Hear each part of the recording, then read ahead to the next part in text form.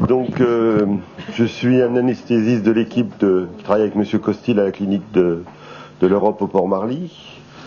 Donc, tous les patients qui sont opérés voient un anesthésiste. On va se voir plusieurs fois parce qu'on va vous endormir 2 fois.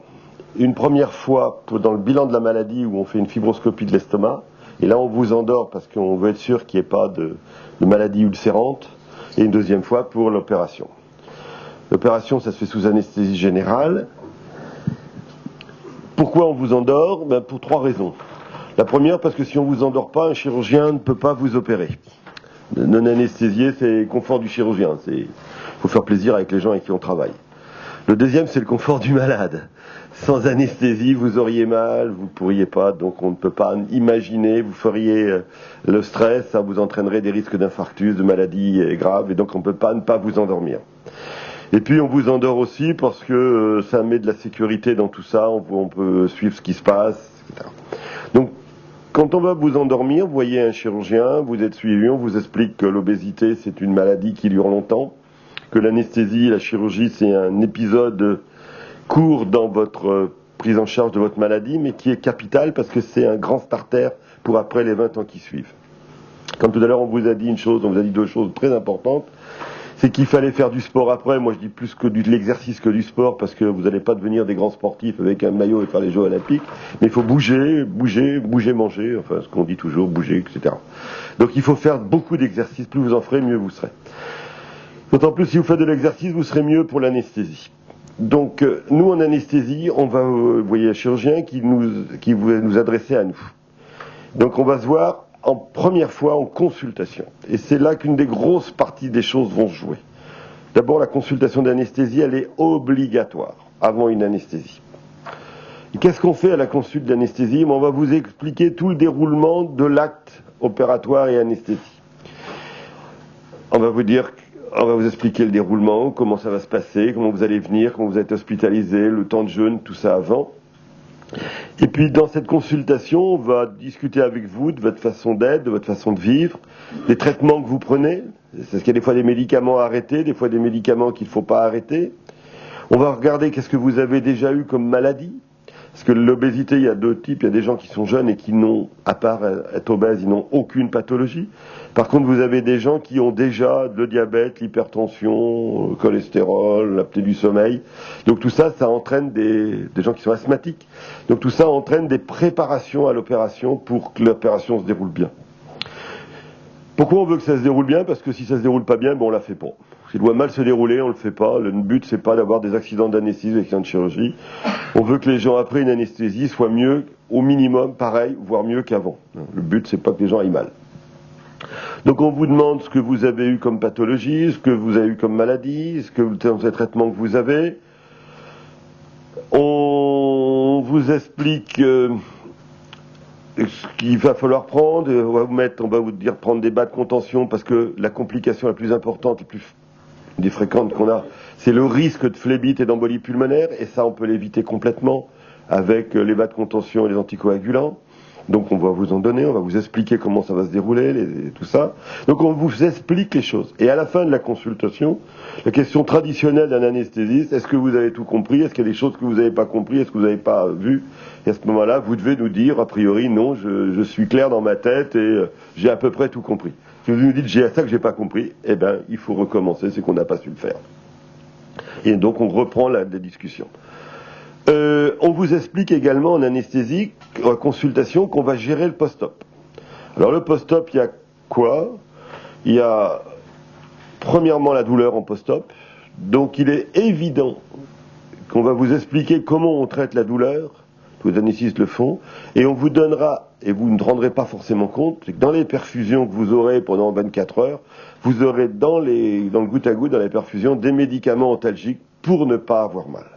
Et on en met de façon systématique, continue, et on adapte ça on part avec habituellement une dose moyenne d'antalgique, et on vous suit avec des échelles de surveillance par les infirmières, par le réveil, etc.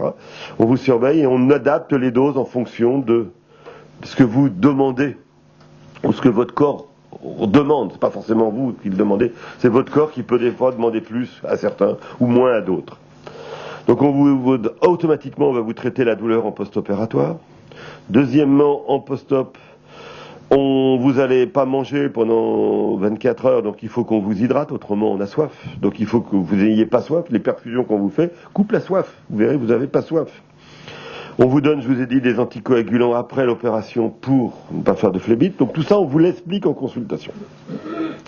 Puis après, on se dit maintenant, vous allez prendre rendez-vous, vous allez pris votre rendez-vous de chirurgie, on se reverra.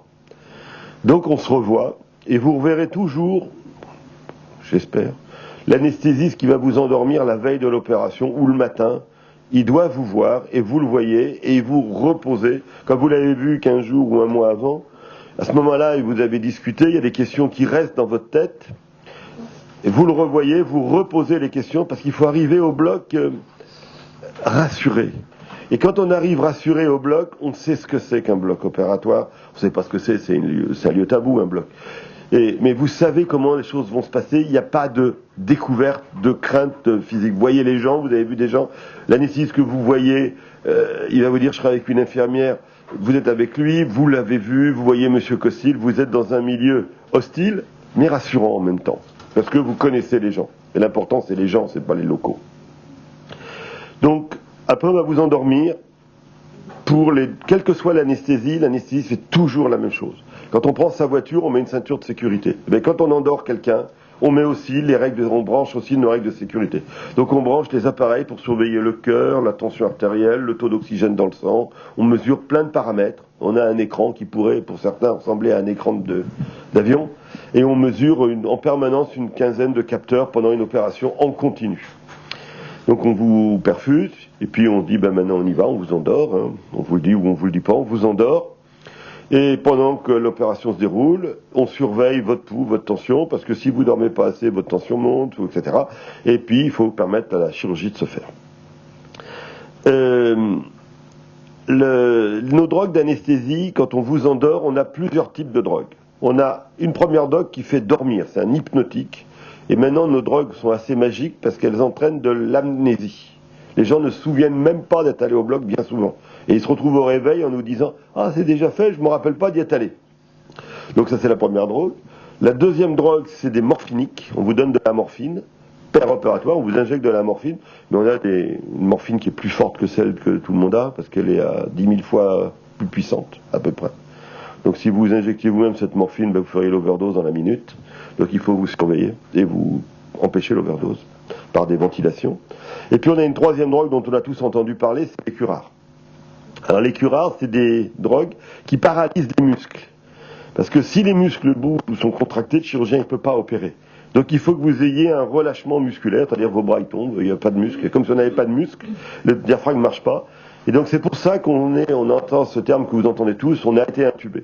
Donc intubé, ça veut dire quand vous dormez, on prend un petit tuyau qui passe de la trachée, qui va dans les poumons, et puis au bout de ce tuyau est montée une machine qui ressemble, si vous voulez, à des poumons artificiels, et qui vous injecte de l'air, qui envoie de l'air 8 à 10 fois par minute, comme si on respirait normalement, on gonfle vos poumons d'une façon extérieure. Quand l'opération se termine, nos drogues s'arrêtent, on arrête nos drogues.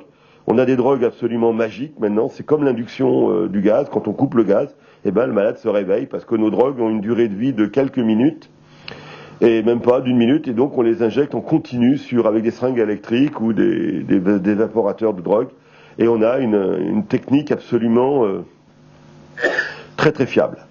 Alors, la question, est-ce que l'anesthésie est dangereuse? L'anesthésie n'est pas dangereuse, ce qui est dangereux, c'est l'anesthésiste. Hein. C'est comme les voitures. Une voiture, ça n'a tué personne. Une voiture garée à un feu de bord de la route, ça n'a jamais tué personne. Ce qui est dangereux, c'est le pilote.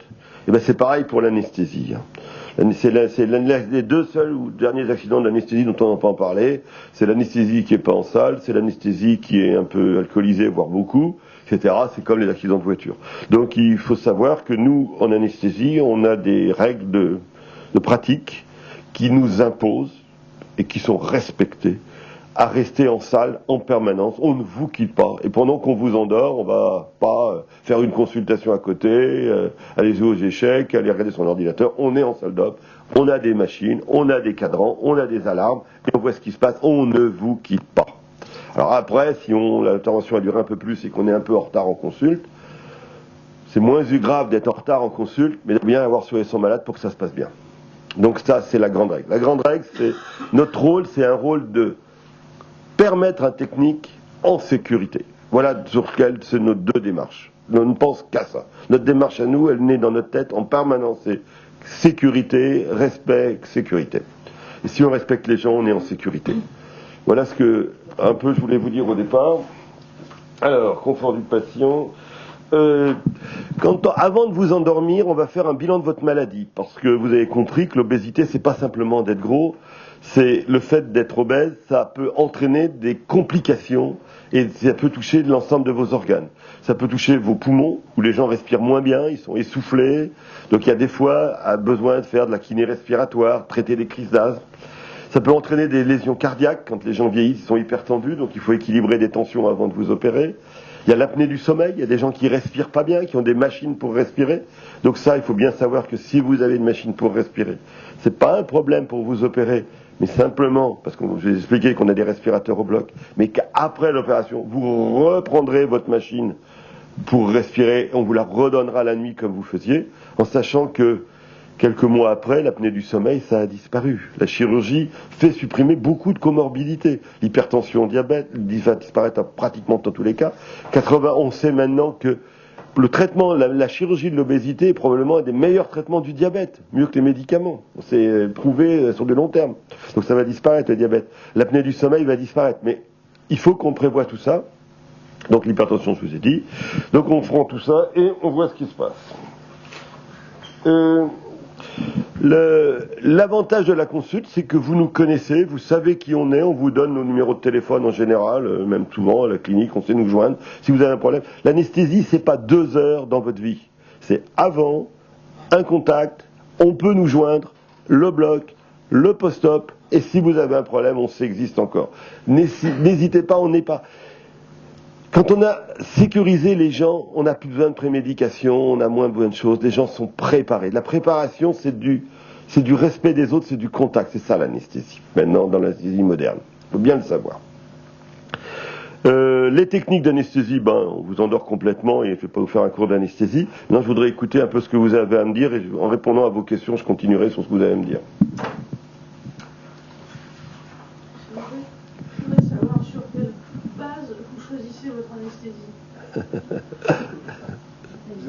Ça veut dire quoi? Ça veut dire quoi? Tout ça, pour endormir quelqu'un, on a besoin de, ce que je vous ai dit, de connaître les gens, de respecter des règles de sécurité, et après avoir des drogues. Mais drogues, il n'y en a pas 50. Hein. Il y en a 3, il y en a même 3, mais même dans chaque curare, il y a plusieurs curares. Et c'est en fonction de la durée d'opération qu'on utilise des drogues différentes. Et on adapte nos drogues en fonction du poids, des antécédents. Par exemple, des gens qui ont des insuffisances cardiaques, il y a des drogues qu'on ne peut pas utiliser chez eux parce que certaines drogues entraînent des chutes de tension. Donc ces drogues-là, on ne les utilise pas. Donc c'est en fonction de l'interrogatoire, de la consultation d'anesthésie, qu'on va faire notre projet d'anesthésie, notre protocole d'anesthésie. Il est construit à la consulte. Il irait presque à la limite. Un des rôles les plus importants de l'anesthésie, c'est pas l'anesthésie elle-même, c'est la consultation où on fait notre protocole, où on organise notre déroulé d'intervention. On sait comment ça va se passer, on organise notre déroulé d'intervention à ce moment-là. Et on sait, nous, ce qu'on va faire. Le suivi post-op, c'est quoi? Parce que alors, l'anesthésie, ça intervient avant, mais pas. Si, alors ça intervient après. Tant que le patient est hospitalisé, on le suit.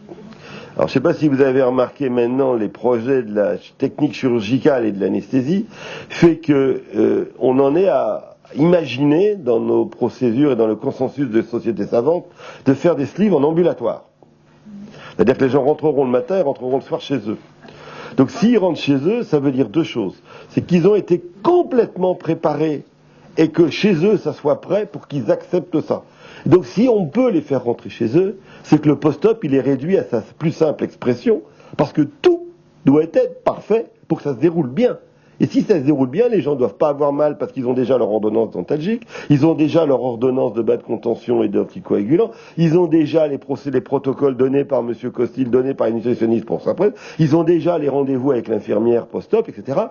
Mais, ce qu'ils ont aussi, ce qui est très important, c'est qu'ils ont un numéro de téléphone. Ce numéro de téléphone, il s'appelle XY, etc. Où ils savent qu'à tout moment, ils peuvent rappeler revenir nous voir s'ils ont la moindre souci. C'est la chose la plus importante. Et en anesthésie, c'est pareil. Quand on a endormi quelqu'un, j'oublie quelque chose que je voulais vous dire, c'est qu'en post-op, qu'est-ce qu'on traite aussi? C'est les nausées et les vomissements. On va vous donner maintenant systématiquement des médicaments pour ne pas vomir, parce que c'est très désagréable. On a des médicaments intraveineux qui empêchent de vomir. Donc quand les gens sortent le soir, eh bien, si besoin, on leur donne aussi ces traitements sur nos ordonnances. Par contre, si les gens sont hospitalisés, c'est qu'on pense qu'il y a besoin de les hospitaliser. Nous, on les revoit le soir. On voit comment ils vont, s'ils respirent bien, s'ils ont un beau taux d'oxygène, s'ils ont pas mal, etc. Et on les suit tant qu'ils sont hospitalisés en allant les voir régulièrement. On va les voir une fois par jour, les infirmières nous appellent. On n'est pas uniquement là 2 heures, c'est une prise en charge. Le métier d'anesthésiste, c'est vous prendre en charge. Avec l'infirmière d'anesthésiste, elle est au bloc, elle fait de la technique. Le médecin anesthésiste, il a un rôle médical de prise en charge globale du patient. On est dans ce qu'on appelle la prise en charge globale du patient. Voilà. Quand vous dites si vous avez un problème, vous m'appelez. Appelez-moi. Vous appelez le chirurgien et après on se débrouille. De la même façon, si on est disponible, ce que je veux dire, c'est une équipe qui fonctionne. C'est pas moi que vous allez appeler, c'est le chirurgien.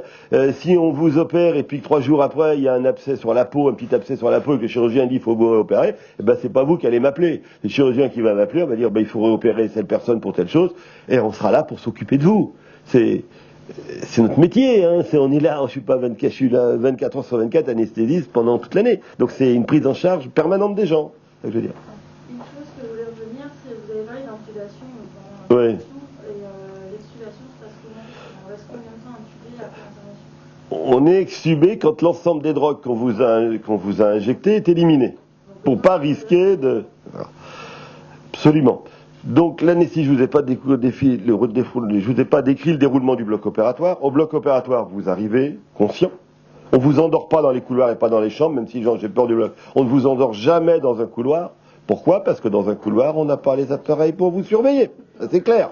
Donc on vous endort quand on a de quoi vous surveiller. Donc on vous endort, on vous opère, et vous allez après dans une pièce qui s'appelle la salle de réveil, où il y a du personnel dédié à la surveillance des patients opérés, et c'est obligatoire d'y être. Et dans la salle de réveil, c'est là qu'on équilibre la douleur, qu'on traite on équilibre la tension, qu'on voit que tout va bien, on vérifie s'il y a saigne pas, et s'il y a besoin, l'anesthésie se termine doucement en salle de réveil, et les gens sont extubés. Ils sont extubés en général, ils s'en rendent pas compte quand ils sont extubés, ils dorment encore, les gens ne le savent pas. Oui, il y en a quelques-uns, mais enfin c'est rare. Et ils sont extubés. Et la chose qui fait, c'est quand les gens quittent le réveil, quand ils ont récupéré une température corporelle au-dessus de 36-36,5. Parce qu'au bloc opératoire, même si maintenant on a des couvertures chauffantes, la chirurgie de celluloscopie fait qu'on se refroidit pas, on a toujours tendance au bloc opératoire, on bouge pas, on est curarisé, donc les muscles. Quand les muscles ils bougent, ils réchauffent le corps. Nous, nos muscles ne bougent pas, le corps se refroidit naturellement. Donc en salle de réveil, on vous réchauffe, et c'est quand vous êtes réchauffé, calmé au niveau de l'heure, que vous quittez, vous allez dans votre chambre avec une surveillance infirmière qui est plus légère. La durée, il n'y a pas de durée minimum ni durée maximum. La durée, c'est qu'on a besoin d'y être pour assurer la sécurité. La plupart du temps, ils sont extubés sur table avant de passer sur le brocard. La plupart du temps. Et alors, la salle de réveil, effectivement, que se réveiller, puis il faut qu'il y ait un brocardier disponible. Vous voyez, quoi. Il y a des facteurs extrinsèques qui font que vous passez 1 heure à 3 heures, quoi, on va dire. Oui, à peu près. Puis des fois, on a une petite hémorragie en post-opératoire, on demande de les rendormir. Enfin bon. Tout dépend. Hier, on a opéré un monsieur. Avant-hier, j'ai endormi un monsieur de 195 kilos. Il est évident qu'à 195 kilos, il va rester plus longtemps au réveil que quelqu'un qui fait 110, 115 où l'élimination des drogues est différente. Donc tout s'adapte. Mais on passe au réveil le temps qu'il est nécessaire d'y passer. Pour vous. Je sais que j'ai suivi plusieurs interventions pour X raisons.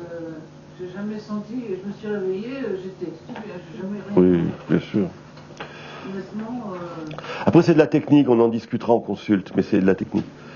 Je peux donner mon témoignage. Cette semaine, j'ai eu un bilan. J'ai été pris en charge par une super. Et voilà, on descend déjà dans la salle de réveil, donc on voit des gens qui se réveillent. Et c'est vrai que en fonction des gens. Et je suis partie tranquillement. C'était juste un plaisir de se faire endormir. C'est les meilleurs moments. C'est les meilleurs moments de la journée, moi je dis. Clairement, oui, clairement. Parce que se faire opérer pour des cicatrices. Après, je terminerai en vous disant une chose. N'ayez pas peur de l'anesthésie. Il y a un mort parce que l'anesthésiste est fou ou fait des bêtises par an, ne devrait pas exister, et il y a plus de 3000 morts en voiture. Hein. Donc quand vous êtes venu aujourd'hui en voiture ici ou en moto, vous avez plus de risque que de vous faire endormir. Ne l'oubliez jamais. Hein. La voiture est beaucoup plus dangereuse. Les accidents domestiques sont plus dangereux. L'obésité est plus dangereuse que l'anesthésie. L'obésité est plus dangereuse que l'anesthésie. Voilà ce que j'ai à vous dire. Merci. Merci à vous. Voilà. Merci à vous. Merci à vous. Bon, à bientôt. À bientôt. Alors, il est modeste parce qu'en fait, il y a des nouvelles drogues qui ressortent en permanence et puis ils se battent, qui coûtent plus cher, ils se battent au niveau de la direction pour les récupérer. Hein, donc, bon, Parce que vous vous êtes engagé, mais voilà. Les autres aussi, hein, dans cette histoire, oui. C'est-à-dire que la chirurgie de l'obésité, ça qui est bien, c'est un peu un circuit d'excellence parce que les malades sont plus difficiles à endormir que les autres. Ils sont plus difficiles à opérer, donc voilà. Donc ça sélectionne un petit peu des anesthésistes qui en veulent, quoi, qui veulent pas pousser le tube, machin. Voilà. Oui, mais enfin, c'est intéressant parce qu'on a tout. On a des gens jeunes, des gens malades, et avec d'autres pathologies que l'obésité, puis on a du travail à faire. Merci Pascal. Alors, on n'est pas parlé. Alors, si on est parlé du sport sans en parler, alors l'activité physique c'est vraiment hyper important. Hein. Alors, Frédéric qui est très bien, qui était là la dernière fois. Donc, l'activité physique, faut vraiment avoir une réflexion sur la sédentarité avant de se faire opérer. Si vous bougez pas plus ou vous bougez moins, ça marchera moyen. Donc, faut vraiment avoir une réflexion en fonction de ses moyens physiques. En fonction de ses moyens physiques, faut avoir une réflexion, et puis après, effectivement, la marche, et puis après, essayer de faire du renforcement musculaire, éventuellement de l'activité physique, en sachant qu'il y a des gens qui ont des problèmes d'arthrose de hanche et tout, que c'est jamais très simple, mais il faut trouver une solution avec Susanna, la piscine, enfin, il y a pas mal, mais il faut vraiment une réflexion sur l'activité physique, sinon les résultats seront pas fascinants. Hein. Alors, maintenant, on va passer à la chirurgie. Alors, les gaines abdominales, bon. Et il y a quelqu'un d'autre qui s'est fait opérer ? Oui, il y a d'autres. Oui, il y en a. Bonjour. Bonjour. Vous nous racontez votre part. Vous êtes fait opérer de quoi ? De quoi vous êtes fait opérer quand ? Il y a 10 mois. Et vous avez perdu combien de poids ? 50 kilos. Oui, c'est très rapide. Dans les cas de mademoiselle, c'est très rapide. Ouais. Et on se connaît depuis combien de temps ? On s'est rencontrés à peu près 2 mois avant l'opération. Voilà, un an. Et moi avec vous. D'accord, c'est encore un exemple d'une technique la sleeve. Chez mademoiselle, ça va plus vite, mais ça fait quand même 10 mois. Alors, on a posé des questions. Est-ce que vous savez changer d'habitude ? Est-ce que... Moi j'ai changé énormément déjà de goût alimentaire. Parce que tout a été facile parce que du jour au lendemain, tout ce qui était tarte sucrée, gras, etc. m'attirait plus du tout. Donc je peux pleurer pas devant un légume maintenant. C'est vraiment... C'est bête, hein ? C'est vrai, ça arrive vraiment. Donc c'est vrai que les salades, légumes, etc., ce qui est frais, en fait, attire beaucoup plus. Moi, attire beaucoup plus. Et l'activité physique, vous faisiez déjà un peu avant ? J'en faisais déjà un peu en piscine, effectivement, et puis moi j'ai des chiens, donc c'est quand même aussi. Ça aide les chiens. Ouais, les chiens c'est très bien. Mais effectivement, moi je fais de la quadrature. Il faut prendre des chiens qui tirent, hein. Des huskies. Oui, le petit chihuahua, c'est bon. Les grands chiens. Mais plus concrètement, je pense que si vous ne faites pas de sport, vous avez une perte de poids, mais pas une jolie perte de poids. Et C'est la silhouette aussi et la peau. ça se verra en fait. Un mois. C'est 3 semaines à un mois pour reprendre le sport. Avant, Marchez ouais. dès que vous pouvez marcher. La piscine un tout petit peu plus, mais le sport. C'est 3-4 semaines, ça dépend de la cicatrice de la peau pour la piscine. Mais marchez, dès que vous pouvez marcher, vous devez marcher. Ouais. Et le fait de faire du sport évite d'avoir la peau qui... Ça dépend, enfin. Ça diminue. Ça diminue. Ça dépend. Ça dépend de l'âge, Et- ça dépend des grossesses ou De pas, chaque personne, parce que la texture de la la peau, texture de la peau n'est pas la l'élasticité. même, tout à fait. Ça dépend Tout à de fait. l'âge, ça dépend des hommes et les femmes, ça dépend de votre activité sportive et la vitesse d'amaigrissement. Néanmoins, même si vous faites du sport, si vous perdez 50 kilos en très peu de temps, la peau ne suit pas. Mais je peux vous dire qu'il y a des gens qui ont réussi à pas faire la phase 2, on en reparlera, qui est la chirurgie réparatrice. Voilà. Mais Pour aussi, enlever l'excès de il y a peau. des facteurs individuels. Hein. Oui.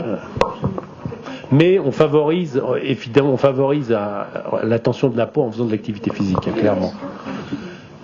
Est-ce que le fait d'avoir fait du sport à haute dose Avant, il y a 15 Avant ça va aider. bien sûr, Toujours. mais les gens sont contents. Alors, chez les hommes, c'est relativement fréquent, les hommes qui font une activité sportive de haut niveau, à ce niveau régional ou national, les sports qui poussent, comme le rugby, le judo, ils ont arrêté, ils sont devenus obèses, Ils ne veulent que reprendre. Il suffit de regarder nos anciens. Ils sont hâte de pouvoir refaire du sport. Il y a beaucoup qui disent je ne fais plus parce que je ne peux pas. Et ceux qui n'en ont jamais fait, c'est plus difficile de les mettre, mais on y arrive. Comme tous les mais drogues. les autres, on rêve, c'est y retourner avec les gamins, etc. Hein. Donc, il faut goûter à la drogue du sport. voilà, sinon, alors là, il y a des délais. On vous opérera, si vous voulez vous faire opérer au bout d'un mois, je pense qu'il faut trouver une autre équipe. Nous, on prend notre temps parce qu'on considère que Susanna, il faut que vous veniez aux réunions. Il faut réfléchir dans votre tête parce que c'est pas rien de se faire opérer. Il faut se préparer à l'opération. Voilà, et si on n'est pas prêt, il faut attendre d'être prêt. Tout à fait. Ouais. Donc il y a 3 à 6 mois de délai. Voilà, bon. Alors les gens qui ne sont pas venus et tout, si vous prenez la secrétaire, on vous mettra plus vite en consultation par contre. C'est le bonus si vous venez aux réunions. Parce qu'on a un petit mois de délai. Alors le parcours du combattant, donc souvent la première consultation c'est avec le chirurgien, mais des fois les gens quand ils passent par le site commencent avec Susanna ou avec peu importe, tous les chemins conduisent à Rome. Donc après il y a la consultation d'anesthésie, donc Pascal Petot vous expliquer. Après il y a le bilan. Alors ça vous le faites près de chez vous, on vous donne des médecins, ça vous le faites à la clinique de l'Europe. Moi je suis dans 2 cliniques, hein. Je suis à la clinique du Trocadéro. Vous êtes opéré où vous? Moi j'ai été opérée à la clinique de l'Europe. Ouais. Franchement j'ai passé 2 jours là-bas pour faire le bilan et c'est juste génial. Bon, voilà, donc, et vous êtes opéré où? C'est pas les Club Med non plus. Non mais c'est vrai. Vous êtes opéré où? Trocadéro. C'est bien le Troca. Non, c'est bien. Ils sont très bien mais les deux. Pour l'instant, on ne fait pas de bilan au Troca parce que c'est compliqué. Alors, on essaie de mettre en route des bilans au Troca. Mais le problème, c'est que l'Europe, c'est CHP obésité. Enfin, c'est un truc qui est reconnu au niveau national, voilà, d'obésité. Alors que le Troca, non. Donc, ils n'arrivent pas à gagner du fric. Vous voyez ce que je veux dire? Donc, c'est un problème de sous avec la direction parce qu'ils ne gagnent pas de sous. Je peux vous dire que M. Costil travaille chirurgien dans les deux, mais moi, je ne travaille pas dans ces 2 cliniques, mais tout le monde me dit la même chose. Les gens sont des gens engagés, ça se passe bien, voilà. Ouais. Des 2 cliniques, hein, autant le Troca que l'Europe, c'est bien. Donc le bilan, c'est un truc de prendre 2 jours, c'est ça? C'est 2 jours, 2 jours. Enfin, ça vous faites près de chez vous, puis vous prenez votre temps. Il y a un mois, un mois et demi, ça vous le faites en clinique. En sachant que le psy, il faut le voir à l'extérieur. Enfin bon, il y a 2 trucs. Alors les bilans au Troca, on essaie de les mettre en route, mais je vous dis, c'est pas évident parce que le directeur veut gagner des sous et il sait pas comment faire. On va vous expliquer. Voilà. Le parcours du combattant. Tous les examens qu'il faut passer avant de se faire opérer. Tout à fait. Il va vous donner une liste des examens à passer. Ouais. C'est ça le bilan. Oui, mais on va parler de ça. Après, on se revoit en consultation. Alors après, tous les dossiers sont discutés. Tous les dossiers sont discutés, ce qu'on appelle réunion de concertation pluridisciplinaire. On les fait 1 fois par mois à l'Europe, là c'était il y a 3-4 jours. Il y a 2-3 chirurgiens, il y a des anesthésistes, il y a des psychologues, etc. On discute les dossiers. Bon, il y a 2 types de dossiers. Il y a les dossiers sur lesquels il ne faut pas discuter. C'est à peu près 8 dossiers sur 10 où bon voilà quoi, le bilan est fait, il n'y a pas de problème particulier. Bon. Il y a d'autres dossiers qui sont plus compliqués. Là j'ai un patient qui a un triple pontage, des trucs comme ça. Donc on discute avec les anesthésistes et compagnie, et puis on vous donne le feu vert ou pas, quoi. Ça, c'est la réunion de concertation. La plupart du temps, ça passe, mais sans ça, je vous préviens, si l'anesthésiste me dit non, il a un quadruple pontage, machin, le cœur ne tient pas bien, on prend des risques, on ne l'opère pas. Donc ça, on en discute, mais c'est quand même assez rare. La plupart des dossiers sont juste présentés comme ça. Voilà, puis après, on vous opère, puis après, on vous suit. Des questions sur le bilan, sur le parcours? Toute la vie. C'est-à-dire que je veux vous dire, c'est vous qui va me quitter un jour, pas moi. Donc normalement on dit 1 fois par mois, surtout la première année, c'est super important. Après quand vous êtes un peu rodé, comme on dit, bon, on se voit un peu moins. Mais c'est toute la... Tout est possible, mais au bout de 4-5 ans, les gens en pratique veulent passer à autre chose. Au bout de 5 ans, on peut légitimement penser que le problème est résolu. Du moins chez les gens, pas chez les tout jeunes, parce que chez les tout jeunes, à 18 ans, si on les opère à 21 ans, quand ils font des grossesses et tout, il y a quand même des zones de risque. Mais on est d'accord, au bout de 4-5 ans, ils veulent passer à autre chose, les gens. S'ils sont changés de vie et qu'ils sont vraiment, ils connaissent tout et qu'ils font tout comme il faut, bah, ils sont plus besoin. Mais il y a des gens, néanmoins, qui ils ont besoin de continuer. Moi, ça me fait plaisir. Je connais des gens depuis 9 ans. Donc, voilà. Vous pouvez venir autant que vous voulez. Non, mais vous abordez le sujet de la grossesse, c'est plus est-ce qu'il y a des cas de personnes Il y a beaucoup d'enfants qui s'appellent sleeve. C'est-à-dire que M. Costil, il va vous demander de faire l'enfant avant ou 1 an après l'opération, enfin, après l'amaigrissement. Mais comme la fécondité augmente et que justement avec la grossesse il y a plus de stérilité, il y a beaucoup de femmes qui tombent enceintes Rapidement. sans vouloir au début. Mais c'est pas grave, hein, on en a beaucoup. Donc c'est une grossesse normale, vous dites à votre gynécologue qu'il faut vous suivre un peu plus pour ça. On va vous donner les vitamines, comme toutes les femmes enceintes, un petit peu plus. Il y a beaucoup d'enfants qui sont de la suite de l'obésité la première année. Mais enfin, c'est beaucoup plus intelligent de le faire, si vous pouvez, avant ou après. C'est mieux. Mais le meilleur garant de toute façon du suivi, c'est effectivement la modification du comportement alimentaire et puis l'activité physique, quoi.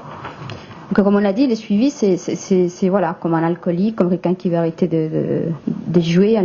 Le soutien, parfois, il y a des groupes, des copains ou des copines, il faut les forums, et puis un soutien. Il va falloir un soutien. Vous cherchez votre soutien quand vous voulez. Mais concernant, je ne suis pas maigrisseur, je suis médecin avant tout. Donc il y a des bilans à faire, il y a des contrôles, etc. Il y a des prises de sang, tout ça. Alors l'anesthésie, ça a été vu. Alors la chirurgie. Donc on est d'accord, la chirurgie c'est un booster. Hein, alors le problème c'est que si vous faites bien les choses avec un régime entre guillemets, vous allez perdre 1 ou 2 kilos par mois, on va dire. Oui. Enfin au début plus, après moins. Voilà. Alors ça veut dire que si vous avez 50 kilos à perdre, vous allez mettre 3-4 ans à les perdre. Ce qui est quand même une perspective peu encourageante. D'autant plus que dans les 3-4 ans, il y aura des problèmes de boulot, des problèmes de famille, etc. Avec de stress et tout, vous pourrez replonger. Donc nous, on va vous booster l'amaigrissement. C'est-à-dire qu'au lieu de vous faire perdre votre poids en 3-4 ans, vous allez le perdre en 2 ans, on va dire. Hein, en 2 ans, là, il y a même des gens qui ont perdu tout ça en 1 an. Donc voilà, donc on va vous booster. Mais on va faire que ça, hein. On va faire que ça, on va vraiment vous booster. En sachant que, donc, faut se faire suivre, il faut faire de l'activité physique. Et puis, en sachant que, au bout de 2 ans, ça marchera un petit peu moins. Hein, vous nous avez dit vous-même que, bon, là, ça marchera un petit peu moins. Hein. Voilà. Alors, ça se stabilise. Hein. Les gens me demandent quand est-ce que je vais m'arrêter de perdre du poids. Vous disparaîtrez pas. Hein. Ce que je leur dis, vous disparaîtrez pas. Vous disparaîtrez pas. C'est-à-dire que, bon, vous allez perdre du poids, finalement, on va équilibrer votre alimentation. C'est-à-dire qu'avant, vous nourrissiez, on va dire, 120 kilos. Et là, on va vous faire nourrir 70 kilos. Donc, la graisse qui ne sera pas nourrie, petit à petit, elle fondra. Hein, jusqu'à ce que vous mangez pour nourrir 70 kilos. Quand vous arrivez à 70 kilos, ça stabilisera. D'accord ? Et moi je dis ça, vous n'allez pas disparaître, et c'est ni vous ni moi qui allons décider, c'est votre corps aussi. Voilà. Hein, tout le monde perd beaucoup, arrive jusqu'au minimum, après il fait un petit rebond, pouf, quelques kilos. Et sur ce, il faut faire ce que j'appelle les yo-yo-vie de stabilisation, 3-4 kilos. Un yo-yo-vie, ça veut dire les vacances ont grossi, Noël, enfin bon, par période. Mais c'est 3-4 kilos, il faut stabiliser les poids à 3-4 kilos. D'accord ? Donc on ne sait jamais combien de kilos vous allez perdre à l'avance. On va vous dire à peu près 70, 80%, mais on ne sait jamais. En sachant qu'il y a des paliers aussi. Les fameux paliers. Vous avez vu des paliers ? Ouais. J'en ai un là un petit peu actuellement, donc ça fait 1 an. Non. Ça fait plus d'1 an. Moi j'en ai pas. Mais il y a des paliers qui durent juste une semaine. Il y a des au début, il m'a dit ça fait depuis une semaine que je perds rien. Non, le palier c'est un peu plus que ça. Donc c'est-à-dire il y a des paliers qui durent quelques semaines, il y a des paliers, et c'est-à-dire au début ça va très vite, après ça se ralentit un petit peu. Des paliers, je dis toujours, quand vous passez un palier, un petit coup de fouet d'activité physique et ça repart. D'accord ? Donc si vous faites un palier, mais je suis là pour vous encourager et vous dire c'est pas grave, vous inquiétez pas, ça va continuer. Mais à un moment donné, ça s'arrête. Est-ce qu'il y a une différence entre le sleeve et le bypass ? Mais c'est de ça qu'on va parler maintenant. On va parler que de ça. Il y a une différence. Puis là, c'est intéressant parce que les gens des sleeves, des gens qui ont des bypass, alors des gastroplasties, il n'y a personne qui a un anneau là. Personne. Non. On en fait de moins en moins. On en fait de moins en moins. On vous expliquera pourquoi. Alors la cœlioscopie. Alors ça veut dire qu'avant, pour opérer les gens, on leur ouvrait le ventre et puis on opérait à main nue dans le ventre. Maintenant, et c'est quasiment une découverte française, maintenant on fait des petits trous, hein, des 3-4 petits trous, et puis on rentre une caméra dans le ventre, on opère avec les petits trous. Hein, ça fait au point de vue cicatrice, on voit quasiment plus rien, quoi. Oui, petit. Alors l'intérêt des petits trous, et c'est ça qui a permis le développement de cette chirurgie, parce qu'avant, les obèses, il ne faut pas leur ouvrir le ventre. Parce qu'il y a beaucoup de graisse, etc. C'est compliqué à opérer, c'est dans le fond et tout. Donc les suites étaient un petit peu difficiles à ventre ouvert. En plus, il y a des paralysies respiratoires accompagnées de la cicatrice. Donc avant, il y avait beaucoup d'abcès de parois, il y avait beaucoup de complications liées à cette chirurgie. Maintenant, on fait des petits trous, donc on est directement sur les lieux de travail. En fait, on chinte, on fait toute la graisse et tout, donc on travaille beaucoup mieux, beaucoup plus précisément. Et puis à la fin, il n'y a pas une espèce de paralysie de la respiration liée à l'ouverture et tout. Donc c'est vraiment la cellio qui a permis le développement de cette chirurgie. Et c'est vrai que c'est assez peu douloureux, la cellio. Au point de vue cosmétique, on ne voit plus grand-chose au bout d'un an. Hein.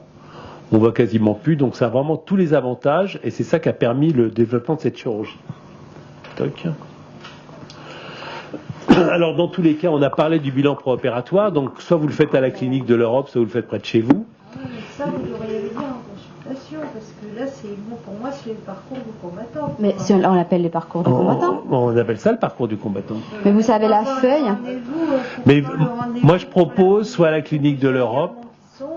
Non, mais moi je propose soit la clinique de l'Europe, soit en externe. Mais vous ne l'avez pas dit, c'est pour ça que vous Je dis à 100% des gens, clinique de l'Europe, où je leur donne le choix.